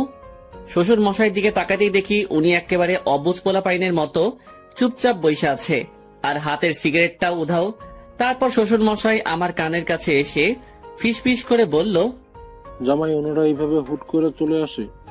আমার পূর্বের অভিজ্ঞতা আছে বলে আমি সিগারেটটাও উধাও করে দিয়েছি। এখন তুমি একটা কিছু বলে ওনাদের সান্ত্বনা দিয়ে দাও। এই, তোমার কি কোনোদিনও বুদ্ধিশুদ্ধি হবে না? লুকিয়ে লুকিয়ে সিগারেট খাও ভালো কথা, এখন আবার জামাইকে নিয়ে খাচ্ছ। লজ্জা শরম কি আকাশে উঠাইছো? এই রে, এখন কি কমু? আমার শ্বশুর মশাইয়ের সাথে সাথে আমার মান সম্মানত মঙ্গল গ্রহে পাড়ি জমাইতেছে। এই রে, বুদ্ধি পাইয়া গেছি। আম্মা, আপনি আসলে ব্যাপার যেমন ভাবছেন ব্যাপারটা কিন্তু তেমন না। আপনার বুঝতে একটু ভুল হচ্ছে। আসলে আমার বাসায় বসে বোরিং লাগছিল, তাই একটু ছাদে আসছিলাম। আয়শা দেখি আব্বা মনের সুখ স্মোক করতেছে। এখন আপনি বলেন, উনি তো আমার আব্বা, আমি কেমনে যাই না শুই না উনারে মৃত্যুর মুখে ঠেলে দেই? আর আপনিও তো এখনো যথেষ্ট যুবতী, উনার কিছু হয়ে গেলে আপনার কি হইব? তাই উনার হাত থেকে বিড়িটা নিয়ে আমি উনাকে বুঝাইতেছি যে এটা আমাদের কোনো উপকার করে না, শুধুমাত্র অপকার ছাড়া। আর এইটা খাইলে ক্যান্সারের ঝুঁকি রয়েছে। মুহূর্তের মধ্যে খেয়াল করলাম আমার শাশুড়ি আম্মা আমার কাছে এসে আমার মাথায় হাত বুলাচ্ছে। বাবা, তুমি তোমার আব্বার একটু ভালো করে বুঝাও, উনি তো আমার কথা শুনতেই চায় না। আব্বা, আব্বা গো, আপনার যদি কিছু হইয়া যায় তাইলে আমি আব্বা কারে কমু? আপনি আমারে কথা দেন, আপনি আর বিড়ি খাইবেন না। আচ্ছা বাজান, আমি আর বিড়ি খামো না। তুমি আমার চোখ খুইলা দিছো। তুমি আমার মাইয়া জামাই না, তুমি আমার আব্বা। কথাটা কইয়াই আমারে জড়াইয়া ধইরা ওয়াও ওয়াও কান্না করাইয়া দিছে। তারপর কান্নাকাটি শেষ কইরা সবাইরে নিয়া ছাদ থেকে নামতে যাব, ঠিক তখনই আমার মহামান্য শ্বশুর মশাই আমার কানের কাছে এসে ফিসফিস করে বলল, জামাই তুমি কিন্তু হেব্বি টাউটা আছো। তারপর আমিও শ্বশুর আব্বা কানের কাছে গিয়ে ফিসফিস করে বললাম, আব্বা, মেয়ে মানুষ আপোষে না মানতে চাইলে পাম্মাইরা বসে আনতে হয়, আর কিছু টুকটাক মিছা কথা কমন লাগে আর কি। তারপর জামাই শ্বশুর হাত মিলাইয়া দুইজন দুইজনের জানুমানু লইয়া 2 রুমে গিয়ে ঘুমিয়ে পড়লাম। পরের দিন সকালে নাস্তা করে 2 জামাই শ্বশুর বেরিয়ে পড়লাম। জামাই, তোমার শাশুড়ি কালকে সারা রাত তোমার প্রশংসা শুধু কইরা গেছে।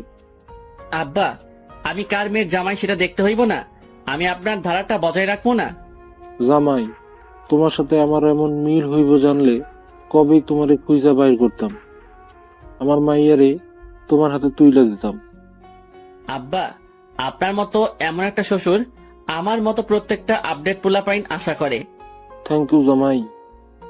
ইউ আর মোস্ট ওয়েলকাম আমার কলিজা শ্বশুর মশাই। তারপর জামাই শ্বশুর কথা বলতে বলতে বাজারে পৌঁছাইলাম। বাজান, আসো আকবাইজ দোকানের পেছনে গিয়ে 2টা বিড়ি খেয়ে আসি। আরে আব্বা, আপনি বিড়ি খাওয়ার জায়গাও রেডি কইরা রাখছেন? মনে মনে কয়েকবার চিল্লায়ে কইলাম, শ্বশুর মশাই জিন্দাবাদ। আরে বাবা, একটা সেফটির বিষয় আছে না, আমি তো লুকাইয়ে খাই, নয়তো তোমার শাশুড়ি জানলে পরে কেয়ামতের আলামত দেখাইবে। আব্বা, বুঝতে পারছি। তারপর বিড়ি খাওয়া শেষ কইরা 2 জন মিলে আবারও বাড়িতে চলে আসলাম। রাতে বিছানায় শুয়ে ফেসবুকিং করছিলাম, এমন সময় রিয়া এসে বলল, এই তুমি আম্মুকে কি উল্টাপাল্টা বলছো? আম্মু আমাকে বকা দিচ্ছে কেন? লেখুকা, আমি কখন আম্মারে কি কইলাম? তুমি আম্মুকে কেন বলছো আমি তোমার যত্ন করি না? ও মা, তা আমি কি মিথ্যা কথা বলছি নাকি? দেখো, আমি কোনো ঝামেলা করতে চাই না, তুমি আর এসব আম্মুকে বলবা না। মামা বাড়ির আবদার, সত্যি কথা বললেই দোষ, তা আমারে মেনে নিলেই তো পারো। আমি না তোমার মতো ছেলেকে কখনোই মেনে নেব না। এ ভাই শোন, তোর মতো পেতনি যে আমার মতো এমন কিউট একটা পোলা পাইছস, ওইটাই তোর 7 জন্মের ভাগ্য। আবার মুখে মুখে তর্ক করে। উফ, আমি না তোমার সাথে আর কথা বলতে চাচ্ছি না। তো আমি কি কথা কইবা চাইতেছি নাকি? এই লক্ষ্মী, শোনো না, দেখো তুমি এসব আম্মুর কাছে বললে আম্মু কি ভাববে? আমার অসম্মান হয় না বলো? এই তো এখন ঠিক আছে, এমন মিষ্টি করে বললেই তো পারো। এমন চিল্লাইয়া কইলে তোমার কথা শুনতে মন চায়। আচ্ছা ঘুমাও। মনে মনে কমু নাকি, আরো বেশি কইয়া কমু। আমার বাসায় আম্মুর কাছে আমার প্রেস্টিজ লিক করছিলি না, এখন ঠেলা বুঝামু। তারপর দেখতে দেখতে বেশ কয়েকদিন পার হয়ে গেল। আজকে একটু পরেই আমি আমার পরানের শ্বশুর মশাইকে ছেড়ে আমার বাড়িতে তাহার মাইয়াডারে লইয়া পাড়ি জমামু। বাজান, তোমারে খুব মিস করব, সময় পেলে তোমার আব্বার কাছে চলে আসবা। আব্বা গো, আমিও আপনাকে খুব মিস করব। ভালো থাকবেন আর নিজের শরীরের যত্ন নিবেন। তারপর সবাইকে বিদায় জানিয়ে শ্বশুর বাড়ি থেকে আমার বাড়ির উদ্দেশ্যে রওনা হলাম। বাড়িতে পৌঁছে ফ্রেশ হয়ে কিছুক্ষণ বিশ্রাম নিয়ে আবারও আড্ডাখানায় গিয়ে যোগ দিলাম। আড্ডাখানায় যেতেই, কি রে মাম্মা, শ্বশুর বাড়ির খাবার খেয়ে তো মোটা হয়ে গেছিস। আরে বেটা, শ্বশুর বাড়িতে যেই যত্নটা করছে, আগে জানলে ল্যাংটা কালে বিয়ে করে নিতাম। বলিস কি মামা? কমু না। বুঝতে পারছি, বইয়ের ঝাড়া খায়া ফিট হয়ে গেছস। এ বেটা, আমার কি তোর ব্যাককেল মনে হয় নাকি? বউকে আরো উল্টো বাস দিয়ে আনছি। এখন আমার বাসায় গিয়ে দেখবি বউ আমার একেবারে তারের লাহান সোজা হইয়া গেছে। হয়েছে, তোর চাপা রাখ, দেখমু গিয়ে কেমন সোজা করছস। তারপর হারামিগুলার সাথে কিছুক্ষণ আড্ডা দিয়ে রাতে বাসায় ফিরলাম। তারপর রাতের খাবার শেষ করে রুমে আসতেই, স্যার, তোমাকে আমার কিছু বলার ছিল। বলো। দেখ, আমরা দুজন দুজনকে সহ্য করতে পারি না, সব সময় ঝগড়া বিবাদ লেগেই থাকে। যেখানে স্বামী স্ত্রী একে একজনের বিপদে আপদে পাশে দাঁড়ায়, সেখানে আমরা ব্যস্ত থাকি একজন আরেকজনের বিপদের কারণ হওয়ার জন্য। সেটা ঠিকই বলছো। সাদ, আমরা হয়তো কখনোই একসাথে হ্যাপি থাকতে পারবো না। আচ্ছা, আমরা চাইলেই তো সবকিছু ভুলে গিয়ে আবারও নতুন করে শুরু করতে পারি। সেটা সম্ভব না, কারণ আমরা দুজনেই একই ক্যাটাগরির। আচ্ছা ঠিক আছে, আমি আর কখনো তোমার সাথে অকারণে ঝগড়া করব না, কখনো তোমার কষ্টের কারণ হব না। না সাদ, এটা বলা যতটা সহজ করা ততটাই কঠিন। তাহলে তুমি কি বলতে চাচ্ছ? সাদ, আমাকে ভুল বোঝো না, আমি তোমার সাথে থাকতে পারবো না। মানে আমি ডিভোর্স চাই। রিয়ার মুখে এই কথাটা শোনা মাত্রই আমি বাকরুদ্ধ হয়ে গেলাম। তারপর নিজেকে কিছুটা স্বাভাবিক করে নিয়ে বললাম, তো তুমি আমার সাথে মজা করছো তাই না? না, আমি তোমার সাথে মোটেও মজা করছি না। আচ্ছা, আমি তো বলেছি আমি আর তোমার কষ্টের কারণ হব না, আর তোমাকে কখনো কোনো ধরনের প্রেশার ক্রিয়েট করব না। আচ্ছা, আমি ভুল করে থাকলে প্লিজ মাফ করে দাও। দেখো সাদ, এসব বলে আর কোনো লাভ হবে না। আমি তোমাকে চাই না, সেটা একবার বোঝার চেষ্টা করো। রিয়া, আমি নিচে ঘুমাবো, তোমার সাথে কখনো বাজে ব্যবহার করব না। প্লিজ রিয়া, দেখো আমার আম্মু তোমায় অনেক ভালোবাসে, আমি ওনাকে কি জবাব দেব?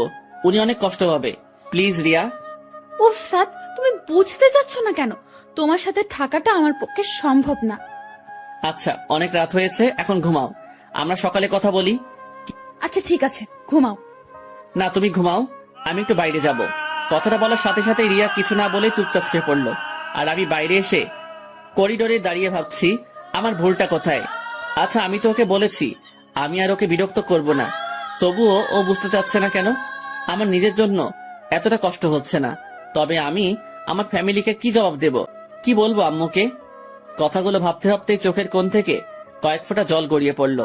তারপর রুমে গিয়ে একটু ঘুমানোর চেষ্টা করলাম, কিন্তু চোখের পাতাটা কোনোভাবেই এক করতে পারছি না। বুকের ভেতরটার ভয়ানক তীব্র যন্ত্রণায় ছটফট করছি। রিয়ার দিকে তাকিয়ে দেখি ও নিশ্চিন্তে ঘুমাচ্ছে। খুব ইচ্ছে করছে ওর মায়া মাখা মুখটায় একটা সুখের পরশ এঁকে দিয়ে খুব করে বলতে, প্লিজ তুমি আমাকে ছেড়ে যেও না। আচ্ছা, হঠাৎ ওর ছেড়ে যাওয়ার কথায় আমি এত কষ্ট পাচ্ছি কেন? আমি কি তাকে সত্যি সত্যি ভালোবেসে ফেলেছি? না, কিছুই বুঝে উঠতে পারছি না। সকালে রিয়া নাস্তা করে রুমে আসতেই বললাম, রিয়া রেডি হয়ে নাও, উকিলের কাছে যাব তোমার ডিভোর্সের জন্য। ভেবেছিলাম কথাটা শোনার পর রিয়া কিছুটা শকড হবে, কিন্তু তেমন কিছুই ঘটলো না। উল্টো ও স্বাভাবিক স্বরে বলল, আমি রেডি হয়ে নিচ্ছি, তুমি নাস্তা করবা না? না, বাইরে খেয়ে নিব, তুমি রেডি হয়ে নাও। রিয়া রেডি হওয়ার পর ওকে নিয়ে বেরোতে যাব, তখনই আম্মু এসে, কিরে, তুই এই সময় বৌমাকে নিয়ে কোথায় যাচ্ছিস? একটু ঘুরতে যাব, বাসায় বসে বোরিং লাগছে। তার নাস্তা করবি না? নাস্তা করে যা। না আম্মু, এমনিতেই লেট হয়ে গিয়েছে, আমি বাইরে খেয়ে নেব, তুমি টেনশন করো না। কিরে, তোর চেহারাটা এমন শুকনো শুকনো লাগছে কেন? মলিন হাসির আড়ালে চেহারার কষ্টের ছাপটা লুকানোর চেষ্টা করে বললাম, না আম্মু, আমি ঠিক আছি। তারপর রিয়াকে নিয়ে বেরিয়ে পড়লাম উকিলের অফিসের উদ্দেশ্যে। গাড়িতে আমি চুপচাপ হয়ে বসে থাকলেও লক্ষ্য করলাম রিয়ার মধ্যে তার কোনো প্রতিক্রিয়াই হচ্ছে না। ও স্বাভাবিকভাবেই বসে বাইরে প্রকৃতিটাকে উপভোগ করছে। তারপর যথাসময়ে উকিলের অফিসে পৌঁছে কথাবার্তা বলে জানতে পারলাম আমাদের ডিভোর্স হবে, কিন্তু শর্ত হচ্ছে আমাদের এখন থেকে 3 মাস অবধি একই ছাদের নিচে একসাথে কাটানো লাগবে। তারপর 3 মাস পরেও যদি আমরা এখানে এসে স্বীকার করি যে আমরা একসাথে থাকতে চাচ্ছি না, তাহলে আমাদের ডিভোর্স হবে। তারপর উকিলের অফিস থেকে বেরিয়ে রিয়াকে জিজ্ঞেস করলাম, এখন কি করব? এখানে তো আর কিছু করার নেই, আমাদের 3 মাস অপেক্ষা করা ছাড়া আর তো কোনো উপায় দেখছি না। তা তুমি কি আমার বাসায় যাবে নাকি তোমাদের বাসায় দিয়ে আসবো? দেখো প্লিজ, আব্বু আম্মুকে এই কথাটা জানিও না। ডিভোর্স হওয়ার পর আমি ওনাদের জানাবো, তার আগে ওনারা জানতে পারলে আমার উপর প্রেশার ক্রিয়েট করবে। আর এই 3 মাস স্বাভাবিক হয়েই তোমার সাথে থাকবো। আচ্ছা ঠিক আছে, তবে এটা খেয়াল রাখবা আমার আব্বু আম্মু যেন এসবের কিছু জানতে না পারে। জানবে না। তারপর রিয়াকে নিয়ে বাসায় এসেই আমি আড্ডাখানার উদ্দেশ্যে বেরিয়ে পড়লাম। ভেতরে কষ্টগুলো ভেতরে থেকে যাচ্ছে, না কাউকে বলতে পারবো না কাউকে বোঝাতে পারবো। হয়তো হারামিগুলোর সাথে কিছুক্ষণ আড্ডা দিতে পারলে মনের কষ্টগুলো কিছুটা হালকা হবে। আর মনে রাস্তায় হাঁটছি আর এই কথাগুলো ভাবতেছি, যত কিছুই ঘটে যাক না কেন কাউকে কিছু বুঝতে দেওয়া যাবে না। আমাকে শক্ত হতে হবে, নিজের সাথে লড়াই চালিয়ে যেতে হবে। কিন্তু আমি যে এখনই ক্লান্ত হয়ে গেছি, কষ্টগুলো আর নিতে পারছি না, শত চেষ্টা করেও নিজেকে সামনে নিতে পারছি না। তারপর আড্ডাখানায় পৌঁছাতেই, কি রে মামা, কি অবস্থা? দোস্ত, জব্বর ভালা, তোদের কি অবস্থা? কিরে, তোর চেহারা এমন লাগছে কেন? কি হয়েছে তোর? কই কিছু না তো। দেখ সাদ, আমি তোকে ন্যাংটা কাল থেকে চিনি, তুই সবসময় হাসি খুশি থাকিস, কিন্তু আজ এমন মন মরা হয়ে আছিস কেন? আর ধুর বেটা, তেমন কিছু হয় নাই, এমনিতে একটু মন খারাপ আর কি। আচ্ছা তোর যত মন খারাপ, চল আজকে একটু বাইরে থেকে ঘুরে আসি। না রে, আজকে না, অন্য একদিন। তারপর হারামি দুইটা আমাকে এক প্রকার জোর করেই আমাকে নিয়ে ঘুরতে বের হলো। সারাদিন ঘোরাঘুরির পর সন্ধ্যার দিকে যেই ফিরলাম, ভেতরের কষ্টগুলো আবারও আমাকে গ্রাস করতে শুরু করলো। কোন রকম রাতের খাবারটা খেয়ে তারপর বাসায় রাখা ঘুমের ওষুধ, এর থেকে বেশ কয়েকটা ঘুমের ট্যাবলেট খেয়ে শুয়ে পড়লাম। অতিরিক্ত ক্লান্তি আর ঘুমের মেডিসিন খাওয়ার কারণে কিছুক্ষণের মধ্যেই ঘুমিয়ে গেলাম। সকালে আম্মুর ডাকে ঘুম ভাঙলো। কে রে, এত বেলা হয়ে গেছে, তবুও তোর ঘুম শেষ হচ্ছে না? মোবাইলের কি বাটামটাতে চাপ দেওয়ার পরই স্ক্রিনে তাকিয়ে দেখি 10টা বেজে গিয়েছে। এ কি আম্মু, 10টা বেজে গেছে? তুমি আমাকে আগে ডাক দিবা না? এর আগেও বেশ কয়েকবার তোকে ডেকে গিয়েছি, কিন্তু তুই তো উঠিসই না। ও আসলে কালকে একটু ঘোরাঘুরি করেছি তো, তাই হয়তো ক্লান্তির কারণে এমনটা হয়েছে। আচ্ছা আম্মু তুমি যাও, আমি ফ্রেশ হয়ে আসতেছি। আম্মু আমার কাছে এসে বসে, আমার মাথায় হাত বুলিয়ে দিয়ে, কি রে বাবা, তোর কি হয়েছে? কালকে সকাল থেকে লক্ষ্য করছি তুই কেমন যেন হয়ে গেছিস। আরে আম্মু কিছু হয় নাই, আমি ঠিক আছি। এই, আমি না তোর মা, আমাকে বল না তোর কি হয়েছে। আম্মু আমি ঠিক আছি, আমার কিচ্ছু হয়নি। কথাটা বলার সাথে সাথেই আম্মু এক প্রকার ডাক দেখিয়েই আমার রুম থেকে বেরিয়ে গেল। এই আম্মুটা না একদমই আমার কথা বিশ্বাস করছে না। এই মা জাতি টানা বড়ই অদ্ভুত। আপনি ভালো থাকার অভিনয়টা সবার সামনে করতে পারলেও এই মায়ের সামনে এসে আপনি হেরে যাবেন, আপনার অভিনয় চোখে ধরা পড়ে যাবে। প্রায় 15 দিন পর, এই 15 দিন আমি আর রিয়া একই ছাদের নিচে থেকেছি ঠিকই, কিন্তু আমাদের মধ্যে কোনো কথাই হতো না, যে যার মতো থাকতাম। অবশ্য প্রথম দিকে আমি ওর সাথে নিজে থেকে কথা বললেও ও সবসময় আমাকে ইগনোর করত, আমাকে অবহেলা করত। এক কথায় আমাকে তার বিরক্ত লাগতো। তাই এখন আর আমিও তাকে বিরক্ত করি না। রাতে খাবার খেয়ে রুমে আসতে রিয়া বলে উঠলো, স্যার, কালকে একটু আমার ফ্রেন্ডের বাসায় যাওয়া লাগবে, খুব অসুস্থ, তাই একটু দেখতে যাব। আমাকেও যেতে হবে, আম্মুকে নিয়ে যাও। না না, আমি একাই যেতে পারবো। সে কি, একা কিভাবে যাবে? আচ্ছা ঠিক আছে, আমি তোমায় নিয়ে যাব। দেখো, তোমার সাথে আমার ডিভোর্স হয়ে গেছে, কয়েকদিন পর কাগজটা পেলেই আমরা দুজন দু রাস্তায়। প্লিজ, আমি এখন। এতটুকু বলেই রিয়া থমকে গেল। কি ব্যাপার, কি হয়েছে, এমন করতেছো কেন? রিয়া কিছু বলতে পারছে না, শুধু আমার পিছনের দিকে তাকিয়ে কেমন যেন করতেছে। আমি হুট করে পিছনের দিকে তাকাতেই দেখি আম্মু আমার পিছনে দাঁড়িয়ে আছে। তার মানে কি আম্মু আমাদের সব কথা শুনে ফেলেছে? পায়ের নিচ থেকে মাটি সরে যেতে লাগলো, চারদিকটা কেমন যেন অন্ধকার হয়ে যেতে লাগলো। আম্মুকে এখন কি বলবো, আমার মাথায় কিছুই আসতেছে না। আম্মু কিছু বলতেছে না, শুধু চুপচাপ দাঁড়িয়ে একবার আমার দিকে আরেকবার রিয়ার দিকে তাকাচ্ছে। তারপর হঠাৎ করে আম্মু আমাদের কিছু না বলে রুম থেকে চলে গেল। আই এম সরি, আমি ভাবি নাই এমনটা হয়ে যাবে। আচ্ছা তুমি ঘুমাও, আমি আম্মুর কাছে যাচ্ছি। শোনো, আমি কি তোমার সাথে আসবো? না, তোমার আসার দরকার নেই, তুমি ঘুমাও। কথাটা বলেই আমি আম্মুর রুমের দিকে পা বাড়ালাম। আম্মুর রুমে প্রবেশ করতে দেখলাম আম্মু হুইল চেয়ারে বসে দোল খাচ্ছে। আমি আম্মুর কাছে যেতেই আম্মু চেয়ার থেকে উঠে দাঁড়িয়ে বলল, ছাদে আয়। তারপর আম্মু ছাদের দিকে যাওয়ার জন্য পা বাড়াতে লাগলো, আর আমিও আম্মুর সাথে সাথে ছাদে পৌঁছালাম। আমাকে জানালি না কেন? আম্মু তুমি কষ্ট পাবে তাই। তো আজ না কাল তো সবাই জানবে। কিন্তু যে কয়েকদিন এটা চাপা থাকবে ততদিনই তো তোমরা একটু হাসি খুশি থাকবে। আম্মু প্লিজ তুমি এই বিষয়টা আর অন্য কাউকে জানিও না। আচ্ছা, তোদের সমস্যাটা কি? আম্মু প্লিজ ওসব জানতে চেও না, তুমি প্লিজ এই কথাটা আর কাউকে বইলো না। আম্মু কিছুক্ষণ চুপ থেকে বলে, আচ্ছা, তবে এটা ঠিক করছিস না। কথাটা বলেই আম্মু ছাদ থেকেই নিচে চলে যেতে লাগলো। পরের দিন সকালে নাস্তা করে রিয়া তার বান্ধবীর বাড়ি যাওয়ার জন্য রওনা হয়ে গেল। তারপর প্রায় বিকেলের দিকে বাসায় আসলো। রিয়া বাসায় আসতেই আমি আড্ডাখানার উদ্দেশ্যে বেরিয়ে পড়লাম। আড্ডাখানায় যাওয়ার পথে আমার এক স্কুল ফ্রেন্ড ইকবালের সাথে দেখা। আরে সাত, তুই কেমন আছিস? ভালোই, তোর কি অবস্থা? হ্যাঁ ভালো। তা তোকে তো দেখাই যায় না, থাকিস কোথায়? আরে দোস্ত, ভৈরব হাজী আহমদ কলেজে অ্যাডমিট হয়েছিলাম, তাই নানা বাড়িতে থেকেই পড়াশোনাটা চালাতে হচ্ছে। ও আচ্ছা। তারপর বল, তোর কি অবস্থা? শুনলাম বিয়ে করে নিয়েছিস, তা মামা ভাবিটাকে তো দেখালি না। তোর ভাবিকে তো আগেই রেখেছিস। মানে? রিয়াই তোর ভাবি। কি? তার মানে তুই যার সাথে রিলেশনে গিয়েছিলি? কিন্তু আমি তো সকালের দিকে খালার বাসা থেকে আসার সময় রিয়াকে দেখলাম অন্য একটা ছেলের সাথে একই রিক্সায় ঘুরে বেড়াচ্ছে। ওর কথাটা শোনা মাত্রই ভেতরটা কেমন যেন কেঁপে উঠলো। আরে না, কি বলিস? রিয়া তো রিয়ার বান্ধবীর বাসায় গিয়েছে, তুই হয়তো ভুল দেখেছিস। আরে না বেটা, আমার নিজ চোখে দেখেছি। তাহলে হয়তো ওর কোনো আত্মীয় টাত্মীয় হবে। আচ্ছা দোস্ত, তাহলে চল আড্ডাখানায়। না রে দোস্ত, আমার একটু বাজারে ভেতরে কাজ আছে। ও আচ্ছা ঠিক আছে, ভালো থাকিস। তুইও। তারপর আমিও আড্ডাখানার উদ্দেশ্যে পা বাড়ালাম।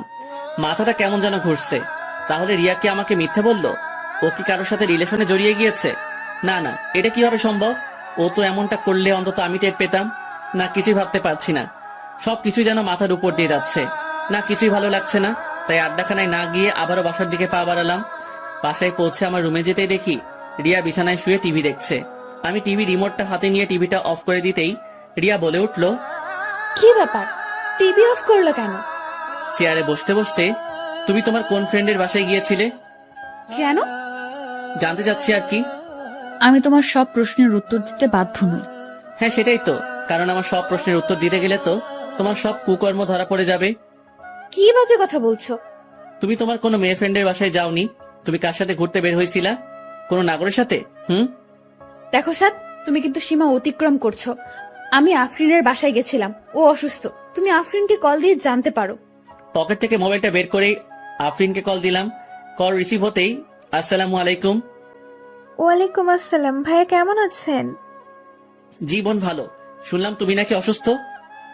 জি ভাইয়া, একটু সিক। আচ্ছা, রিয়া তোমাকে দেখতে যাওয়ার কথা বলছিল, ও কি তোমার ওখানে গিয়েছিল? জি ভাইয়া, সকালে এসেছিল। ও আচ্ছা, ঠিকঠাক সময় মেডিসিন খেয়ে নিও। রাখছি তাহলে। তারপর লাইনটা কেটে দিতেই, এবার বিলিভ হয়েছে তো? দেখো, আমাদের আর কিছুদিন পরেই ডিভোর্স হয়ে যাবে। এর আগে আমি আর কোনো ঝামেলা চাচ্ছি না। কথাটা বলেই রিয়া রুম থেকে বেরিয়ে গেল। আমারও ভালো লাগছিল না, তাই বিছানায় শুয়ে পড়লাম একটু বিশ্রামের জন্য। কিন্তু মাথা থেকে একটা বিষয় কিছুতেই যাচ্ছে না। ইকবাল কি তাহলে সত্যি ভুল দেখলো? 21 দিন পর রাত প্রায় 3টা, কোন এক অজানা কারণে ঘুমটা ভেঙে গেল। হঠাৎ বিছানার দিকে চোখ যেতেই দেখি রিয়া বিছানায় নেই। কি ব্যাপার, এত রাতে রিয়া কোথায় যাবে? মুহূর্তের মধ্যে আবার ভাবলাম হয়তো টয়লেটে গিয়েছে। কথাটা ভেবেই আবার চোখের পাতা বন্ধ করে ঘুমানোর চেষ্টা করলাম। কিন্তু রহস্যময় ব্যাপার হলো, আমার কেন যেন মনে হচ্ছিল কিছু একটা ঝামেলা আছে। না একটু সজাগ থেকে দেখি তো। টয়লেটে গেলে তো 15 মিনিটের বেশি লাগার কথা না। 20 মিনিট হয়ে যাবার পরও রিয়ার কোনো খোঁজই নাই। বিছানা থেকে উঠে দৃঢ় পায়ে আসতে হাসতে টয়লেটের দরজার কাছে গিয়ে দরজায় কান রাখতে যা শুনলাম তা শোনার জন্য মোটেও প্রস্তুত ছিলাম না। ভেতরে যা ঘটছে, রিয়া সম্ভবত কারোর সাথে সম্পর্কে জড়িয়ে গিয়েছে, আর তার সাথে মোবাইলে কলের মাধ্যমে কথা বলছে। বাবু, তুমি একদম টেনশন করো না তো। সাদের সাথে আমার ডিভোর্সটা হয়ে গেলেই আমরা বিয়ে করে নেব। কি বলো তুমি এইসব? আমি টেনশন করবো না তো কে করবে? তোমাকে অন্যের ঘরে রেখে আমি কিভাবে টেনশন মুক্ত থাকি তুমি বলো? আমি বুঝি তোমার কষ্ট হয়, কিন্তু আমিও তো তোমাকে ছাড়া ভালো নেই। আর মাত্র 2 মাস 9 দিন, তারপরে আমরা এক হয়ে যাব। না, কথাগুলো আর শুনতে পারছি না। দরজার কাছে কানটা সরিয়ে নিলাম। ভেতরটা কষ্টে আর ঘৃণায় ফেটে যাচ্ছে। আমি কিনা তাকে হারানোর যন্ত্রণায় শেষ হয়ে যাচ্ছিলাম। দরজার সামনে দাঁড়িয়ে আছি, প্রায় 10 মিনিট হয়ে গেছে। কিছুক্ষণ পরে রিয়া টয়লেট থেকে বের হতেই আমাকে দেখে থমকে গেল। ভয়ার্ত চেহারা নিয়ে রিয়া আমার দিকে এক দৃষ্টিতে তাকিয়ে আছে। কিছুক্ষণ পরেই রিয়া টয়লেট থেকে বের হতেই আমাকে দেখে থমকে গেল। ভয়ার্ত চেহারা নিয়ে রিয়া আমার দিকে এক দৃষ্টিতে তাকিয়ে আছে। কি ব্যাপার, এত ভয় পাচ্ছ কেন? কিছু হয়েছে? কই না তো। ওর কাছে গিয়ে, আরে কি হয়েছে আমাকে বলো, ভয় পাইছো? আরে ভয় পেও না, আমি আছি তো, যাও গিয়ে শুয়ে পড়ো। আপনারা কি ভাবছেন এত বড় একটা কাহিনী হয়ে গেল আর আমি ওকে কিছুই বলিনি? কেন? কারণ আমি এই কাহিনীটা অনেক আগে জেনে গিয়েছি। যেদিন ও প্রথম আমাকে ডিভোর্সের কথা বলেছিল, ওই দিনই আমার সন্দেহ হয়েছিল যে কিছু তো একটা গন্ডগোল আছেই। তারপর ইকবালের কথাটা শোনার পর আমার সন্দেহটা আরো তীব্র আকার ধারণ করলো। তারপর রিয়ার ফ্রেন্ড আফরিনকে কল দেওয়ার পর রিয়া আমার সাথে রাগ দেখিয়ে রুমের বাইরে যাওয়ার পর আমি আবারও আফরিনকে কল দিয়েছিলাম। আর আফরিনকে আমি বলি যে, আফরিন, রিয়া কখন বাসায় আসবে? সে কি, রিয়া তো সে কখন চলে গিয়েছে, এখনো বাসায় পৌঁছায়নি। বলো কি, রিয়া তোমার বাসা থেকে কয়টার দিকে বের হয়েছে? এই তো দুপুরে লাঞ্চের পরেই, এই ধরেন 2টার দিকে হবে। ও আচ্ছা, আমি ওকে মোবাইলে ট্রাই করেছিলাম আর কি। কিন্তু পাইনি। আমি তো একটু বাইরে, বাসায় গিয়ে দেখি ও আসছে কিনা। এই যে পাঠক সাহেবেরা, মিথ্যা বলছি বইলা আবার রাগ কইরেন না। বাইরে মাঝে মাঝে সত্যিটা সামনে বের করার জন্য কিছুটা মিথ্যা বলতে হয়। ও আচ্ছা, ও হয়তো পাশে চলে গিয়েছে, আপনি টেনশন করেন না। আর আমি ওর নাম্বারে ট্রাই করে দেখছি। না না, টেনশনের কিছু নাই, ও বাসাতেই আছে। আম্মু এখন মেসেজ দিয়ে বলল। তারপর আফরিনের কলটা কেটে দিয়েই সেদিন রাতে রিয়ার মোবাইলের কল লিস্ট চেক করে রিয়ার বয়ফ্রেন্ডের নাম্বারটা আমার মোবাইলে নিয়ে নিলাম। তারপর ওই হারামজাদারে কল দিয়া কৌশলে ওর ঠিকানা নিয়ে নিলাম। আর তারপর ওর ব্যাপারে গোপনীয়ভাবে খোঁজ নিয়ে জানতে পারলাম ওই হালায় আস্ত একটা ঢপবাজ। হালার অনেকগুলো গার্লফ্রেন্ড আছে, আর এই হালার পো হালার লাইগা আমার কিছু অবুঝ পাঠক ভাইয়েরা আজ সিঙ্গেল। যাই হোক, ওই হালার বেস্ট ফ্রেন্ডের থেকে জানতে পারলাম ও নাকি অনেক আগে থেকে রিয়াকে পছন্দ করত। আর আমার সাথে যখনই রিয়ার রিলেশন হয়ে যায়, আর তখন ওই হালায় প্ল্যান করে রিয়ার কাছে আমার কিছু মিথ্যা ইনফরমেশন দিয়ে আমাকে রিয়ার কাছে খারাপ সাজিয়ে আমার সাথে রিয়ার ব্রেকআপ করিয়ে নেয়। আর তারপর রিয়ার একাকিতার সময়গুলোতেও ও পাশে থাকার অভিনয় করে ওর দুর্বলতার সুযোগ নিয়ে ওকে প্রপোজ করে। রিয়ার ভরসার হাত হয়ে রিয়ার পাশে দাঁড়ানোর আশ্বাস দেয়। আর রিয়াও ব্যাককেলের মতো ওর ফাঁদে পাড়া দিয়ে দেয়। আর ওই হারামজাদার নামটা হচ্ছে রোহান। আর রোহানের ফ্রেন্ডের সাথে কথা বলে যতটুকু জানতে পারলাম, রিয়া নাকি আমাকে অসম্ভব ভালোবাসতো, কিন্তু রুহাইন্নার দেওয়া কিছু ভুল ইনফরমেশনের জন্য ও আমাকে ছেড়ে যেতে বাধ্য হয়েছিল। আর সবকিছু জানার পরও আমি এখনো কেন চুপ আছি, রিয়াকে কেন সবকিছু বলে দিচ্ছি না, এই প্রশ্নটা আপনাদের মনে করেন আছে তো? দেখেন, আমি যদি এখন রিয়াকে সবকিছু বলে দেই তাহলে রিয়া আমাকে বিশ্বাস নাও করতে পারে। তাই আমি আর আমার হারামি দুইটা বেস্টু লইয়া একখান সেই লেভেলের প্ল্যান তৈরি করলাম। আর আমাদের প্ল্যানটা হচ্ছে, রোহান যখনই তার অন্য গার্লফ্রেন্ডের সাথে মিট করতে যাবে তখনই সরাসরি রিয়াকে সেখানে যে কোনো উপায়ে হাজির করে ওই হালার আসল রূপটা রিয়ার সামনে লাইভ উপস্থাপন করব। প্রায় 3 দিন পর আমরা আমাদের প্ল্যানের সফলতার দ্বারপ্রান্তে পৌঁছালাম। মানে আজকে রুহাইন্না তার আরেকটা গার্লফ্রেন্ড লইয়া কিশোরগঞ্জ নেহাল পার্কে অবস্থান করিতেছে। আর আমিও রিয়ারে কল দিয়া কইলাম, রিয়া, তোমার আব্বু কিশোরগঞ্জ নেহাল পার্কের সামনে অ্যাক্সিডেন্ট করেছে, তুমি এক্ষুনি ওখানে চলে আসো। আর তারপর প্রায় 13 মিনিট পরেই রিয়া ওখানে এসে হাজির। তারপর দৌড়াতে দৌড়াতে আমার কাছে এসে বলল, স্যার, আব্বু কোথায়? আরে শান্ত হও, তোমার আব্বুর কিচ্ছু হয় নাই। মানে তাহলে আমাকে যে বললা আব্বু অ্যাক্সিডেন্ট করেছে? মানেটা আমার সাথে আসলেই বুঝতে পারবা। তারপর রিয়ার হাত ধরে নেহাল পার্কে প্রবেশ করে রোহানের পিছন থেকে আমি রিয়াকে ওর কাছে নিয়ে গিয়ে, দেখো তো চিনতে পারো কিনা তোমার এই নাগরকে, যার মিথ্যে মায়া জড়িয়ে গিয়ে আমাকে ভুল বুঝে ছেড়ে গিয়েছিলে, আবার এখন বিয়ের পরও আমাকে আবার ছেড়ে যাচ্ছ এই ভণ্ডটার জন্য। রিয়া রোহানের সামনে যেতেই রোহানের গালে একটা ঠাস করে শব্দ শুই না বুঝতে পারলাম অ্যাকশন ডাইরেক্ট কেলানিতে চইলা গেছে। ওই হালা, তোর জন্মের ঠিক আছে? তুই নাকি আমার জন্য 13 নদী পার কইরা আমাকে সেফটি দিতে পারবি? এই তার নমুনা? তুই আমাকে কেন ঠকাইলি? তারপর রিয়া পাশে রাখা একটা আইকাওয়ালা বাস লইয়া রোহাইন্নারে ইচ্ছা মতো কেলাইতে লাগলো। অবস্থা বেগতিক দেখা রোহাইন্নার সাথে রোহাইন্নার গার্লফ্রেন্ডটাও বেইমানি কইরাল্ল। রিয়ার সাথে যোগ করিয়া রোহাইন্নারে কেলাইতে লাগিল। আর আমিও সেই লেভেলের ভাব লইয়া ক্যামেরাম্যান সাইজ্জা সব অ্যাকশন কাহিনীগুলা শুট করিতে লাগিলাম। তারপর অবস্থা বেগতিক দেখা আমি রিয়া আর ওই মায়াডার কাছে গিয়ে কইলাম, বইন রে, তোরা এই অবুঝ পোলাডারে আর মারিস না, বেচারি মইরা যাইব। তারপর দেখলাম মহিলা দুইটা আমার দিকে বাস লইয়া আগাইতে লাগিল। আমি করুণ অবস্থায় পড়িয়া কইলাম, বইন রে, ওই হালারে মার ইচ্ছা মতো মার, তোরা মারতে থাক, আমি তোদের লাইগা ঠান্ডা পানি লইয়া আইতাছি। ইস, বইন দুইটা একেবারে হাঁপাইয়া গেছে। তারপর ফট কইরাই একেবারে হোসাইন বোল্টের গতিতে হাইটটা হাইটটা ঠান্ডা পানির সন্ধানে রওনা হইয়া গেলাম। তারপর পানি লইয়া যেই পৌঁছালাম দেখি মাইয়া দুইটা রোহান্নারে মাইরা একেবারে হুতাইয়া দিছে। আমি দৌড়াইয়া গিয়া রোহান্নারে কাছে গিয়ে কইলাম, হাই হাই, তোমরা ওরে মেরে ফেলছো নাকি? উল্টো আরো ওই দুই মহিলা কইল, মেরে ফেলছি, ভালো করছি, নয়তো আরো অনেকগুলো মেয়ের জীবন ও নষ্ট করতো। তারপর রুহাইনারে তাড়াতাড়ি অ্যাম্বুলেন্সে কইরা মেডিকেলে পাঠাইয়া ওই মহিলা ডারে ওর বাড়িতে পাঠাইয়া আমার সাথে মহিলা ডারে আমার সাথে লইয়া বাড়ির উদ্দেশ্যে ভাগা দিলাম।